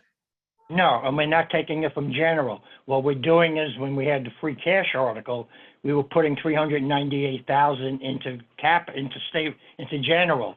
So what those are saying, instead of doing that, if you don't want to do some of the others, you could take it out of that article, that free cash, and use that. That's all. Can I clarify? So let me clarify, it's kind of like telling a story. So back in January, I had proposed through a capital improvement plan, a certain amount of money that we're getting from free cash to go towards, to just distribute it to general stabilization, capital stabilization, snow and ice fund, whatnot. So the proposal, because I'm basing off of the capital improvement plan, I'm proposing a revision to that, whereas instead of the money going into capital stabilization, and from there, that's the bucket of money I was considering for different projects that I was asking the board to consider the different projects. I am categorizing it as money I was going to put towards capital stabilization anyways. But based on, you know, recent memos that we've given, we're not contributing necessarily to capital stabilization. We're actually contributing free cash to general stabilization, but for having the conversation of what could the use of that funds be. So that's what Mike is saying, that we're basically cutting out the middleman of going to capital stabilization first. But on the capital improvement plan, it was proposed to be basically to be funded through the capital stabilization. I know this is confusing, but it gets to. I guess bottom line is, would we be impacting the capital stabilization fund by using any of these? No. No, you will not. So let me clarify. I'll give you some numbers that I think that'll help. So and Mike's should probably correct me, but I'm going to use ballpark numbers for the simplicity of the conversation. So we have about $650,000 worth of free cash. So that of that, I need about $200,000 to pay for snow and ice. I'm asking for another $60,000 to fix the bathrooms at the elementary school and the middle school, and I think that's it. So that leaves a certain amount of money, that potentially up to $350,000, if that's the direction of the board. Instead of going to capital stabilization or general stabilization, we're saying that we would allocate that money. Oh, okay. So is this? So how did that then? And I'm sorry for if I'm taking us off course here, but how then did, if at all, did the free cash appropriation that we just that we have on the table of K, how has that been affected by? Yeah, so just like I just described. So let me open it up real quick so I can make sure that let me just bring it up. We're all doing three things at once on our computer, so we're just. Yeah, and I don't have the actual language of the article in front of me, which makes it difficult. Right, just a moment, and I'll. While you're doing that, Mr. Chair, may I just make one quick comment? Sure. Yeah, so I think, David, and, correct me if I'm wrong, Mike, we're saying that instead of the allocation to free cash that was proposed earlier, some of that free cash is going directly toward this account. So in other words, you are using that money immediately rather than, 2 steps going into capital. So it is a redirection of free cash to a specific purpose. Is that right? Exactly. Okay. It's 100% true. But the Okay. board has to decide which way you want to go. Right. Then we'll change the cash article. But we're not impacting, and again, I don't want to, we're not impacting the current stabilization fund levels that we have at this time. Is that accurate? Yeah, absolutely accurate. Can I ask a question about the roof, just real quick? Now, I realize that one of the challenges was the fact that with the town meeting being pushed to the 13th and then the election being pushed to the 23rd, whether or not we're actually going to be able to get that work done. So does it make sense to do this right now when we don't know as if we're going to actually be able to get the work done in time? So to give my own input on that, that's a great question. If I recall, and I know there's members of the school committee here, so I won't speak for them, but if I recall from the last meeting, they conveyed similar concerns, and one point of research they asked was if there could be a load-bearing test done, which could inform their considerations as to their urgency of repairing the roof and whatnot. I've asked CBI, our design consultant, to provide that. I was hoping to have a quote for the cost of that test, because we still have to do that test and we'd have to pay for it. I was hoping to have the quote for that on Friday, and I haven't received it yet. So I still don't know how much it would cost, how long it would take, and the results of that load-bearing test, which would inform the school committee as to their urgency. Not but if the board is the question is to authorize the use of funds, right? So I don't know if this helps your considerations, but if the board authorizes through whatever financial means for work to be done on the roof, and then that is approved at town meeting and or at a ballot measure, then the money is there, so to speak. The money can be the money is there to be authorized for whatever amount of scope of work and however long it takes and however to get it done. Right, and I'm sorry, I'm thinking out loud here. So if for some reason the school committee decides not to go forward with it for this year, but it is approved, that does not, if for some reason this was going to affect the residents' tax bill, if it was going to be a debt exclusion, then it wouldn't affect the residents' tax bill until we actually decided to do the work. So if for some reason we had to put this off until next summer, that's my question, is it wouldn't hit anything before then. I think that's true, because we wouldn't be taking on debt until we needed to take on debt. Right. And so the cost of debt is a factor of time. So it's whenever on that debt. We would be authorized up to a certain amount of debt to borrow for. Is that accurate, Mike? Am I? Yes. Mike Guzzo, Finance Director. In other words, it doesn't go into taxes until you spend it. And just because you authorize it doesn't mean, so if you authorize $650 and then when it's all said and done, you decided, hey, it's only $350, we would go to town meeting and we would rescind the difference. So let me make sure I'm looking at these options again now that I have an understanding that you're taking free cash, transferring it over, and in effect, it's not adding to the tax roll. For example, option 4, as I look at this list, is reallocate $350,000 to Green Meadow roof. Would option 4 allow us to do a portion of the roof without impacting taxes? Yes, if you wanted to do $650, you could basically take $350. We're doing $350. This would be $350. Yes, you're correct.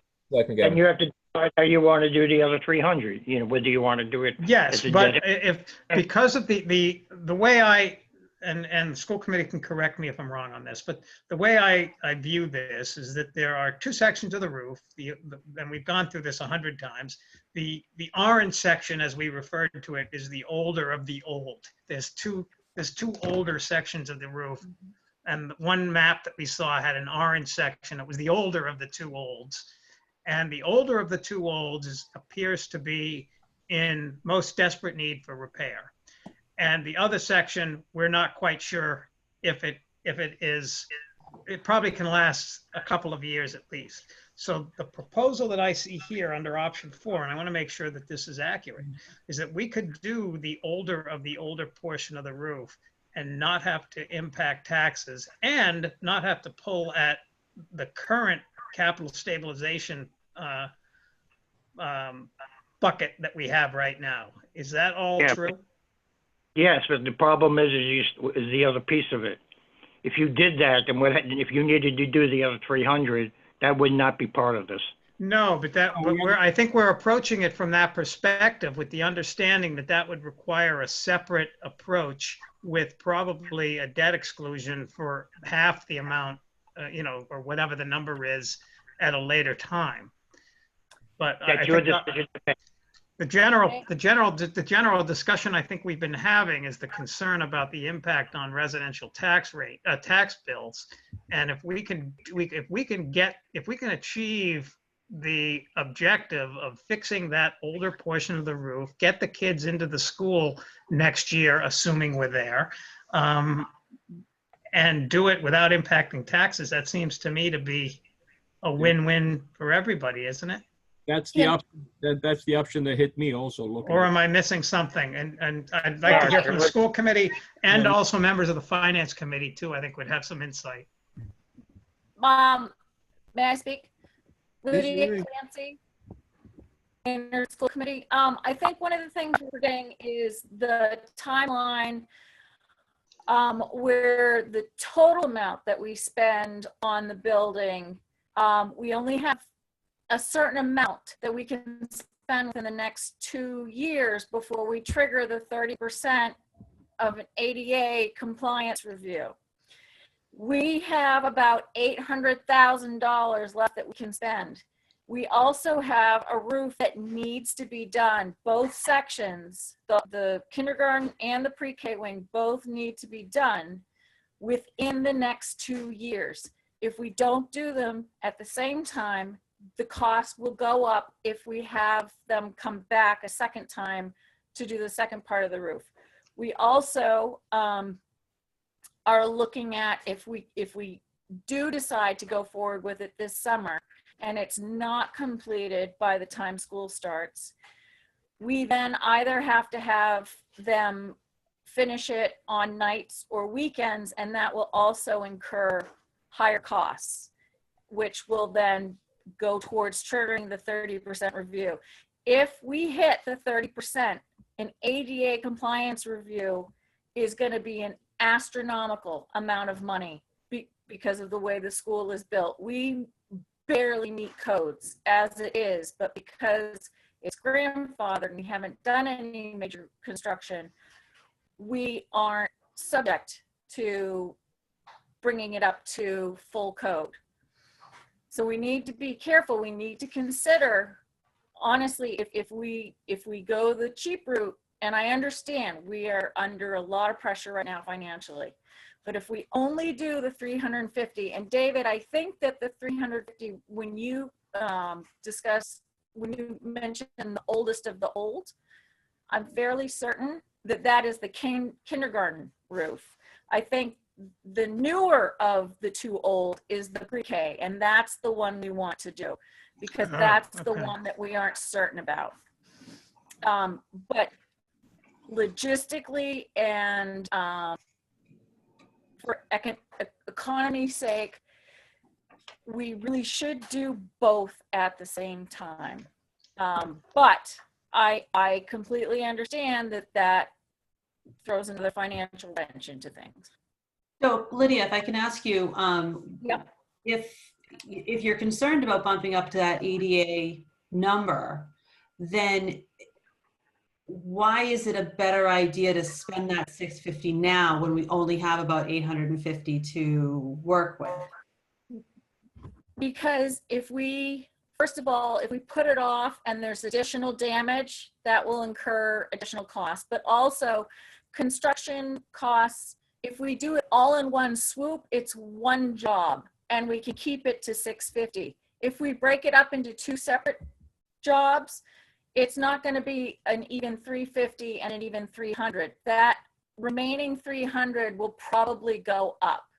And we still need to bear in mind that we need to keep a reserve of some money just for roof repairs in other parts of the building. Justine, this is Justin DeMarco. I just want to clarify a couple of things because you guys are both kind of on the same page, but there's a little bit of discrepancy between both. Wait. Justin, who are you? Justin DeMarco, DPW Director, Acting Facilities Manager as well. I just want to clarify a couple of things. Dave, Gavin, in regards to the roof section that you're looking at for 350, that is actually the 74 portion of the pre-KK wing. It's not the oldest of the old. The 54 section is the opposite section that's still being used at this time. The ADA trigger that I finalized with, I would say 90% accurate numbers from all the work that's been done is about $900,000 before that ADA trigger gets dangerous for us to move forward. To echo Lydia's concerns, both roofs as identified in the CBI documentation, 74 and 54 were both vitally in disrepair. The 84 section, which is actually closer to the cafeteria, which is also a flat roof, was the one that Michael Teller suggested could last a couple more years. Realistically, if we only do the 74, we have a situation where we might actually cause more damage to the 54. I need you to not look at this as a modular graph that CBI put forward with the three colors. The 54 and 74 are really one roof. So if we patch it, we're patching it again like what was previously done in the past. I do want you to know that Lydia is not wrong with the potential damage that the 54 roof could impact the ADA trigger. So if you go back to the CBI documentation, the decking material that is under the 74 roof is the steel girders that are rotting. That is the situation where we're looking at for a structural analysis. But if you look at the 54, the decking material is an asbestos, rock asbestos, wood material. If we ignore the 54, there's the potential for that roof to leak onto that rock asbestos and cause a potential abatement that we do not want to deal with. Abatements count towards the ADA trigger, such as the previous 1 million that was spent. So if we try to save some money with not doing the 54, there is a potential risk of another asbestos abatement if the 54 starts leaking and the rock asbestos starts crumbling in the kindergarten wing. So you need to look at this logistically, where the roof is one of the most vital pieces to moving Green Meadow forward till we get to the MSBA process, or even if we don't, we at least know the roof is sound for the foreseeable future. So go ahead. Who was gonna? No, I was going to say thank you. Yeah. So I guess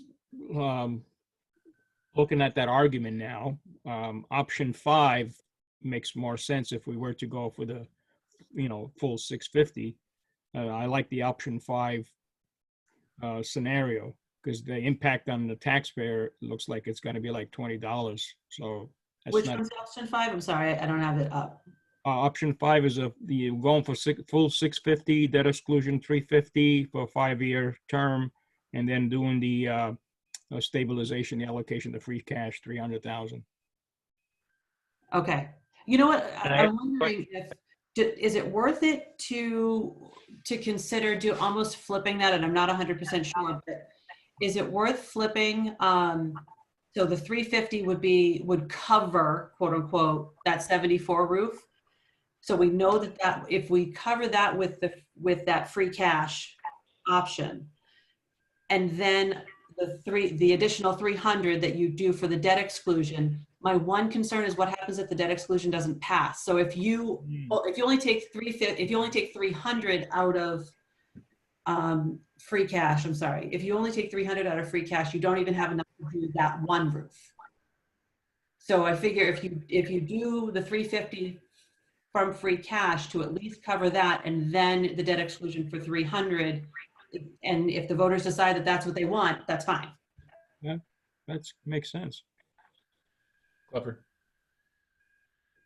I also have, and just to, I thank you for bringing up and I mentioned this but quickly, that a debt exclusion does require a ballot measure in addition to approval of town meeting, and the order of which are interchangeable. But as we're proposing right now, a June 13th town meeting, which may or may not include a debt exclusion vote.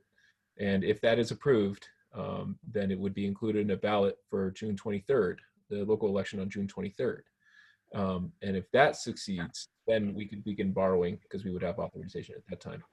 But that's a good point. And that also means that June 23rd until August 10th, when the teachers may be expected to start going back into elementary school, very short time. So we would also probably need cooperation from the district. And I don't know how, I really don't know how to, if we were going to do both sections, how to keep both sections unoccupied for the duration of the scope of the work. I mean, it's we don't even know if Excel is going to take place this summer. That's still up in the air. What about the kindergarten So there stuff? might not be. Are you talking about after school starts? Yeah, if it takes longer than 4 weeks. So that's the problem, is we can't afford to not have that open. The kindergarten side has to be open at the beginning of the school year. We don't have enough rooms for our pre-K and K to go someplace else. And I guess that's the question, is what do you do then? Because there's no way they're going to get the work done in a month. Right. Is there? I mean, go ahead. The school committee hasn't voted on this. There's no official vote. We just know that logistically, the chances of getting the work done this summer are not likely. And so we're prepared to only occupy the kindergarten wing. But when we do the work, we feel very strongly that it should be both sides, both the 74 and the 54 flat roof. Is there any possibility, have there been any rumors that the state may require schools to open earlier next year in order to sort of make up time for students? So in other words, is there any indication that maybe they'll say schools go back 3 weeks earlier than they were originally scheduled? No, they can't for contractual reasons. That's very unlikely. And no, we haven't heard any rumors yet of that. If anything, this is Mary Jane, the superintendent over here. If anything, it might be a stalled opening, sort of like on a rotating basis. So they may not let all students go in at the same time. So I don't think it'll be earlier, but it's certainly going to be later, not later, but it's going to be staggered. And that's what we're hearing at this point. I'm not sure what it looks like yet. So that's where we are. I guess that's the only source of my confusion or uncertainty here, is that I don't know. I mean, I guess the funding is one mechanism. I just don't know how it's going to happen. And, I don't think we can just have them work nights and weekends. I don't think that makes sense either. So, I kind of feel like I guess we also need guidance from the school committee as far as what they're going to do as far as, putting together that plan of what's going to happen, what it's going to look like. We are discussing it tomorrow night at our meeting, and then I can report back at our tri-board subcommittee meeting, budget subcommittee meeting on Thursday. And my concern is that Justine touched upon earlier is what's our plan B if the debt exclusion fails, and because we need to have a plan B. Yep. So perhaps, I don't know what the selectmen think of this particular suggestion. I hate having scheduled meetings every week, but if you guys are meeting tomorrow night and going to make a decision as to how you wish to proceed, perhaps we have to have a quick meeting next week with one agenda item that includes just this topic to get it onto the warrant so that then it can move along to the school committee, but at least, to the finance committee, but at least we would have an understanding of what your desires as a school committee are going forward. So we're making a decision that is in line with what your desires are rather than trying to guess. Mm-hmm. Mr. Chair, this is Ken Estabrook. Could I say a word? Sure. So, I'm sure it's on everybody's mind that in an ideal world, we would have money to get this work started now. I mean, with the schools being closed, the most ideal option would be to get started now, to scrape together whatever money that we have from whatever sources that we have and get things, get things going. And, this is not an easy option, but it just seems foolhardy, not foolhardy, it's the wrong word. It seems wrong to sit there and postulate that the only possible option is to wait until late June to get started on this and hope that we're able to go forward with a debt exclusion vote at town meeting and then a ballot vote on the 23rd. I know that we on the finance committee have pushed Greg and Mike both to take a look at that option. And, at this point, there's no option.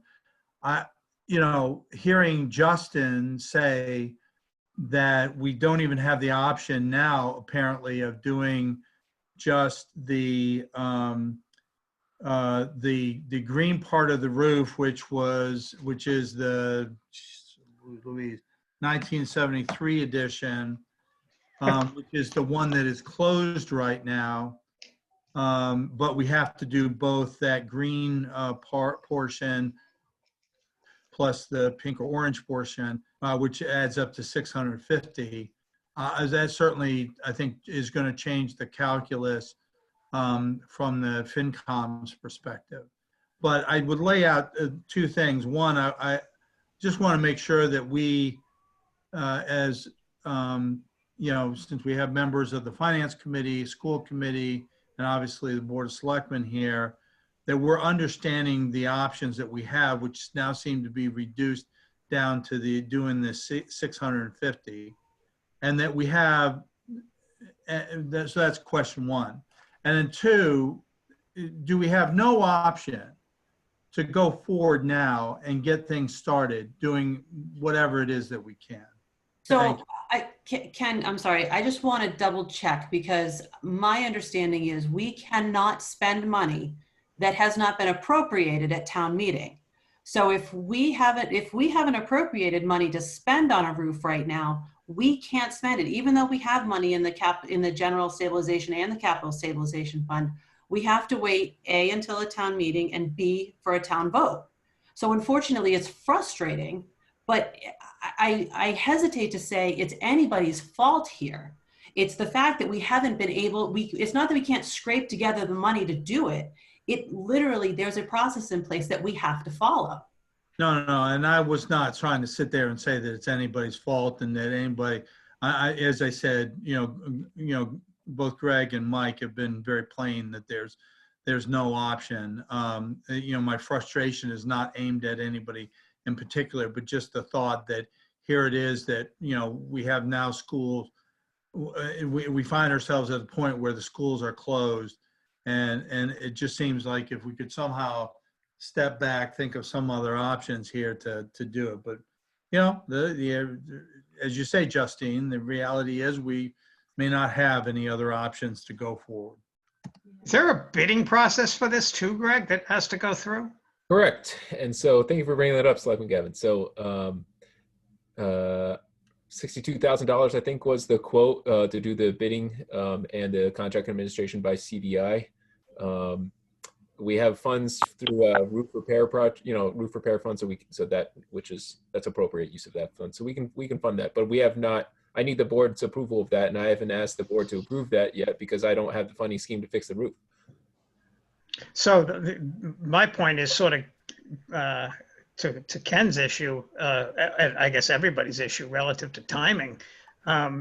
If we can't even begin to bid or go out to bid until we're sure we have the funding, is that true? No, you can go out to bid without the funding, but it's not a recommended. Yeah. I think technically you can, but It's not a best practice. Certainly not, because it would be, so if let's say we did that they came to fruition. We have bids in hand, but they're for certain, they're only Period of time, yeah, for a certain only period. certain last for a certain amount of time. And then if it's just not good business. It would not look good on the reputation of the town if we were not to go through with it after they bid on it. Right, bidders would be less likely to. Yeah. Right. And so how long would, after the bids go out, how long does it take to get an approval and then for them to start? I mean, all of that looks like, if this doesn't get approved until late June, all of that puts us theoretically into late July.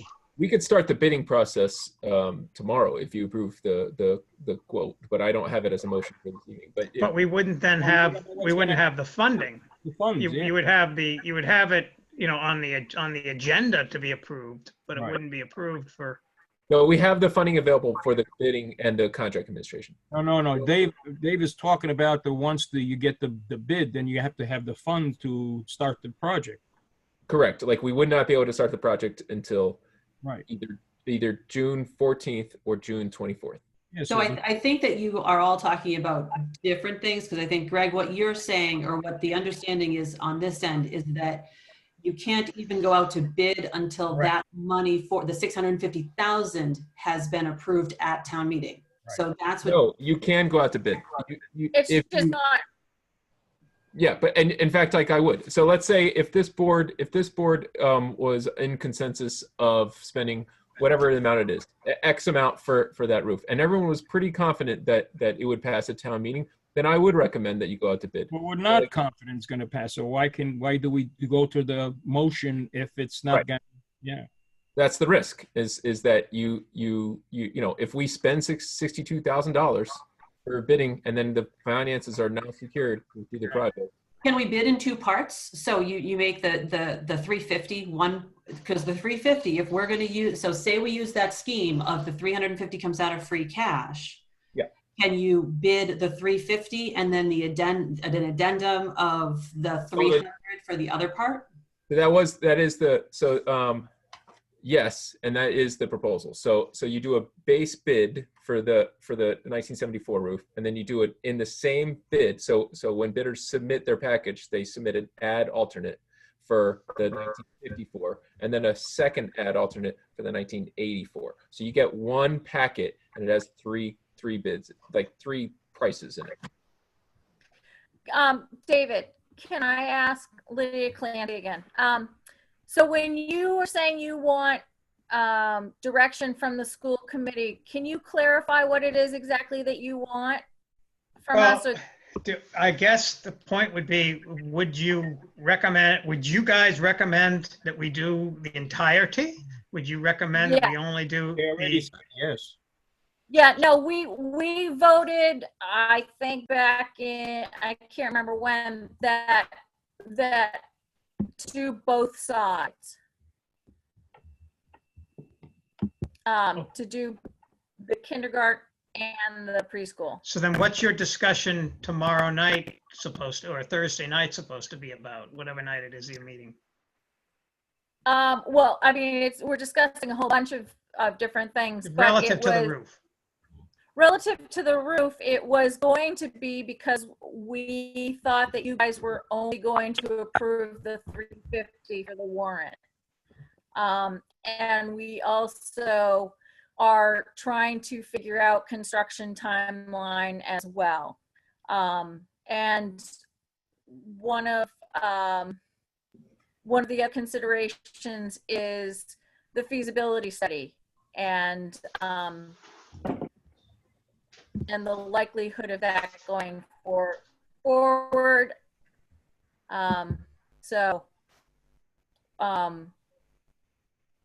Unfortunately, there are a lot of variables that are, questions right now. And I think we look to you for some sort of approval, and then you look to us for guidance, and it's sort of circuitous. So if there's any other information that we can provide, we will.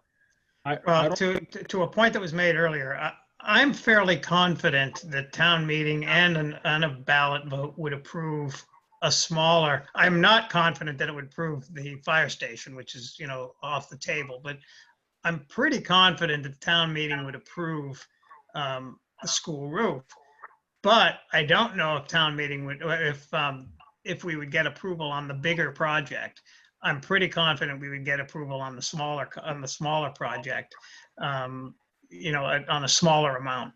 Where's the data that suggests that, David? I don't quite understand 300K to 650. I'm not quite sure where that's I think it's just, and I get that, Bob. I get the point. And it's, I just think from a voter perspective, that the voters are more likely. It's not to say that what's the more wise thing, what I think may should happen. I just think what the danger is relative to the likelihood of town meeting of approving it. So I'd like to suggest something else, if I may. This is Bob McCarthy, FinCom. At this stage, when I listen to Justin, and I've heard this conversation a number of times, and Lydia said that we've got to do this within 2 years. Every time we kick that can down the road, we're taking a bigger risk. I understand the concern about ADA, limits and all that sort of stuff, but still, we've got to protect this asset. We know it. We've failed in the past in 2011 to do it. It's, to me, the responsible thing to do to find a way. So we were having a private conversation, Ken and I, just to try to kick around some other ideas.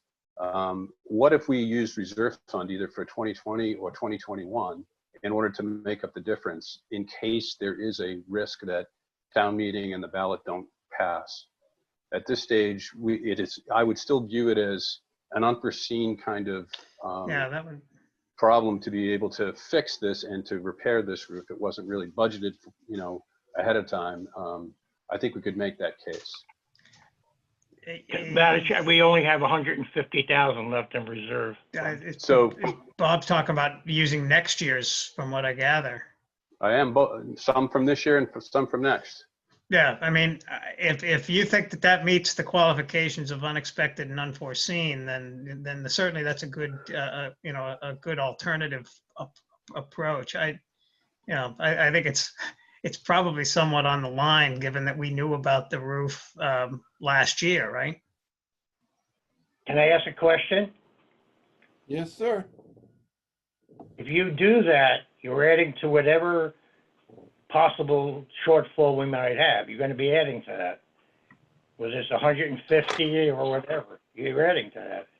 What he's implying, just so I can explain. So if by not spending the $150,000 or whatever is remaining in the reserve fund by the end of the fiscal year, it rolls into free cash.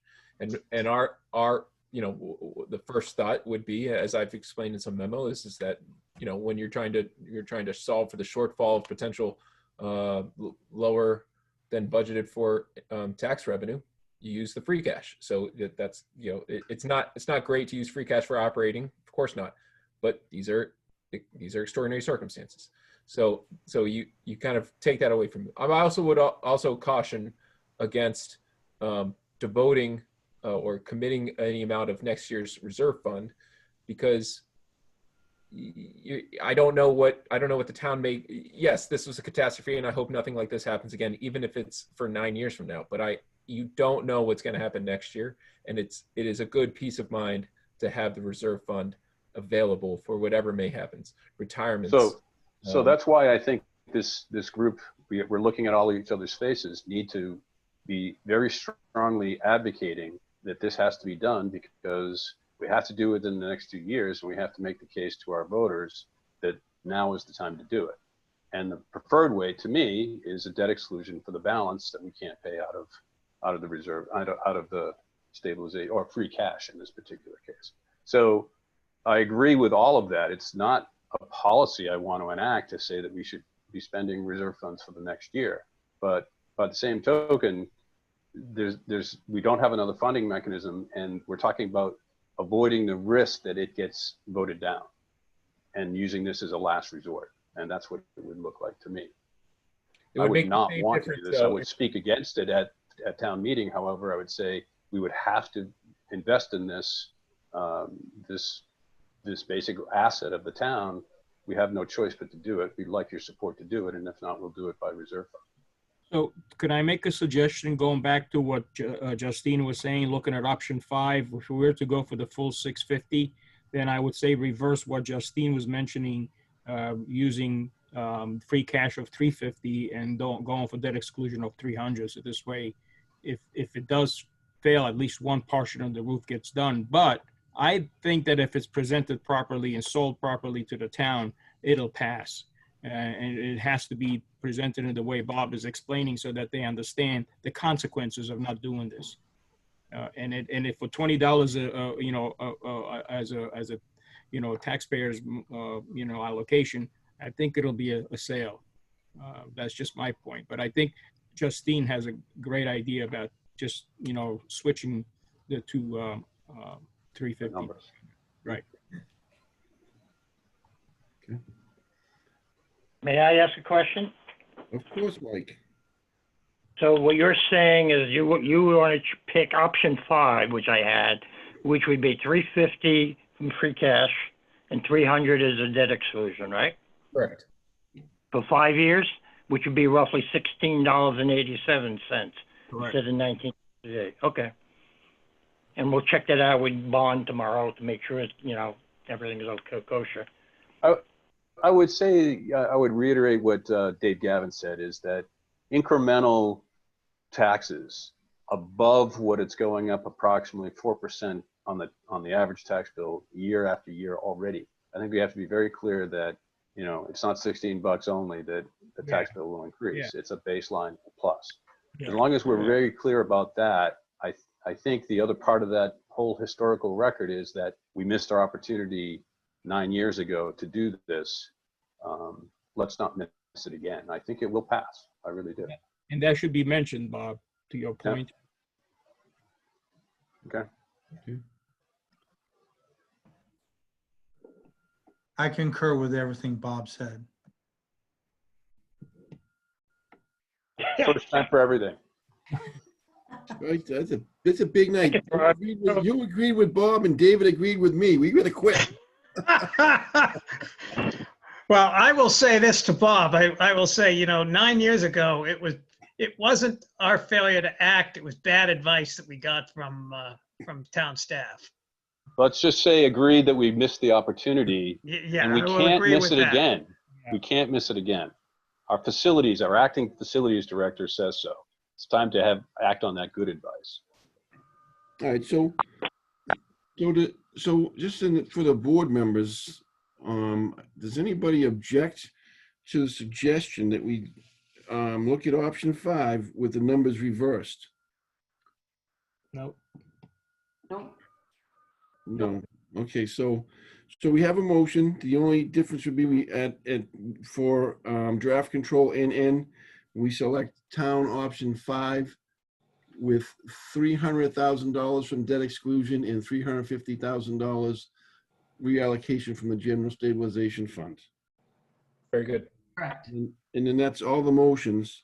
Does anybody have any questions about any of the remaining motions before we vote on the motions for the draft control? Mr. Chair, can I ask a question? Yes. No.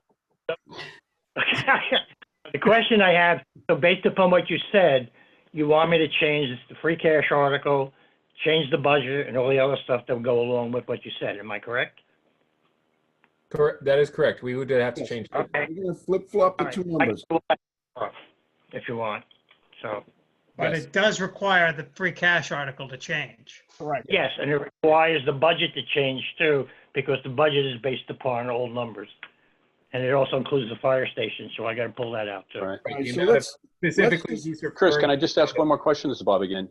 yes, So when you say general stabilization, you're saying rather than allocate to general stabilization, that free cash would then be allocated in this direction. Right. It's not removing it from the current balance of Right. the general stabilization. Okay? That was my concern, Bob.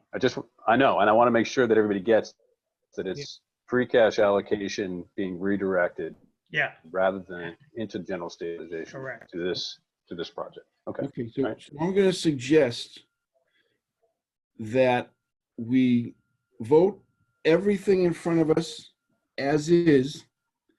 And if there is anything that needs in this, and we know there is gonna be, anything within this set of controls that need to change, that we have a Board of Selectmen meeting, to David's point, much earlier in the night, one item, and it's just articles for town meeting. Anything that changes as a result of this flip-flop, that we have a one-item agenda to vote on that particular item next Tuesday. Well, Mr. Chair, you know I love giving the board some work to do and some decisions to make. So I can't promise that there'll be one item on the. Oh, I can. Fine. Fine. I promise. Fine. It's my agenda for now. So anyways, but yeah, I mean, obviously, if there's anything pressing or anything having to do with the Yeah. circumstances we're all in the middle of right now, that's fine. But let's see if we can't I just. don't want to get people's hopes up. That's all I'm trying to say. Let's just see if we can't keep it to the conversation about this, and then we'll have a quick one-item meeting to just finalize all this, make sure that the Finance Committee has all the time they need to do what they have to do, and then move forward. If everyone's okay with that. We would certainly appreciate that, Mr. Chair, because we're meeting next Monday to start or to continue our discussion. So that'd be very helpful. Thank you. What time do you meet? 7 o'clock. So is anybody from the Oh, board? great idea, Chris. Let's join them. Well, no. I was going to suggest that we meet at 6 o'clock Monday. Oh. Right, and we do this so they have it for their meeting Monday. I'm okay. Well, I really appreciate everybody's optimism that somehow the general town budget is not going to change between now and the end of June. I heartily agree with that optimism. That's why we're having a fall town meeting too, Ken. That is true. So to Selectman St. John's point, as I am proposing that there may well in fact be the need for a supplemental budget. So basically revisions in the fall, because I can't propose a change to the fiscal 21 budget because I don't know what my revenue is going to be to propose any changes. So Right, but like everything else in front of us these days, all we can do is vote on what's in front of us. Exactly. So is Monday 6 o'clock Zoom okay for everybody? Good for me. Yep. So Armin, Justine, Yep. David, Melissa? Yep. All right, so Greg, we'll have to pencil us in for Monday at 6. We'll try and keep it to the one item, and at least, we'll get this done into the FinCom in time for their meeting. very good. Can I ask a question of the board? Do I have permission to stay late to get this done? Well, you work for me, so yeah. No, well, I mean, everybody has to be aware that that's what's going to be involved, so you all know. Talk to your boss. We'll talk about it. We'll talk about it. All right, so we're gonna vote on the controls as discussed up until this point, and then we'll move to the next item. Looks like it's adjournment. David? That's a good Yes. Yes. Armin? Yes. Melissa? Yes. Justine? Yes. And I say yes as well. Thank you, guys. Thank you to everybody that had input into the conversation, school committee, FinCom, and Mike and Greg as well. Appreciate it. We'll get this to you guys for Monday nights, in time for your Monday night 7 o'clock meeting for sure. Really appreciate it. Thank you, guys. Yeah, thank you. And you too as well, Megan, because I know you're still out there. Becky's here, so everybody that's contributing to this agenda. So now we have the town administrator's report, blah, blah, blah. Next. Gregory, anything special on the town administrator's report other than we read in front of us? I know that's directed to me, but my staff does put a good amount of time and effort into. They absolutely do. All right. So thank you to the staff for all the work that they're continuing to do, and particularly to those senior staff that contribute to your TA report. And I highly encourage the public to read the TA reports. There's a lot of good information. I'm not going into it now, but is it a couple pages? Yes. But is it bulleted kind of direct information? Yes, it is. So I highly encourage people to go to that. I also included, Mr. Chair, a couple of one notice I got from the planning board that they will be suspending their, I'm sorry, the Conservation Commission and Planning Board will be suspending their public hearings. It probably doesn't affect a lot of people in town, but for those people who have interests in the actions and the procedures of those two boards, they probably already know at this time, but it's a special note, so I included that. Okay. Yeah. So if there's no questions from the board, Mr. Chairman, I can be done. Okay. So, Mr. Chair, can I jump in here? Yeah. So, to put this diplomatically, the Zoning Board of Appeals had decided that they wanted to have another go at the Coolidge School project, and the FinCom is very interested to see this project go forward, to get this property onto the tax rolls, get it off of the town properties list. And while I understand the need to, I can certainly appreciate the planning board wanting to avoid some of the public hearings because of the complexity of all the documents.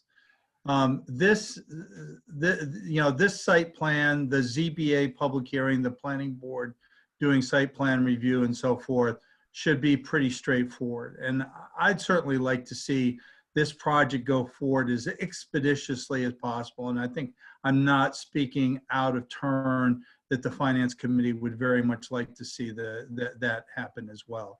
So while I appreciate the planning board wanting to limit its public hearings, and probably does, given the amount of documentation with many of its public hearings and site plan reviews, I think that the Coolidge School one is one that the town would benefit by getting onto the tax rolls and getting off of the town properties. So that's just a perspective on that. Well, I actually echo that perspective. I think that's something that should be pretty smooth. So there's no reason why they couldn't have met for that project alone. I don't know what the thinking behind it was. It's just difficult to understand what other boards are thinking without being there every day. Mr. Chair, I can clarify a little bit. The Zoning Board of Appeals has not opted to delay public hearings at this time.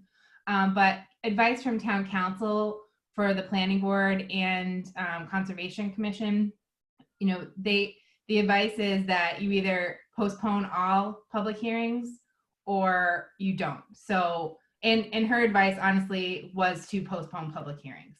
So those boards were taking that advice, and they were not advised to allow some projects and not others. Okay, thank you. Okay.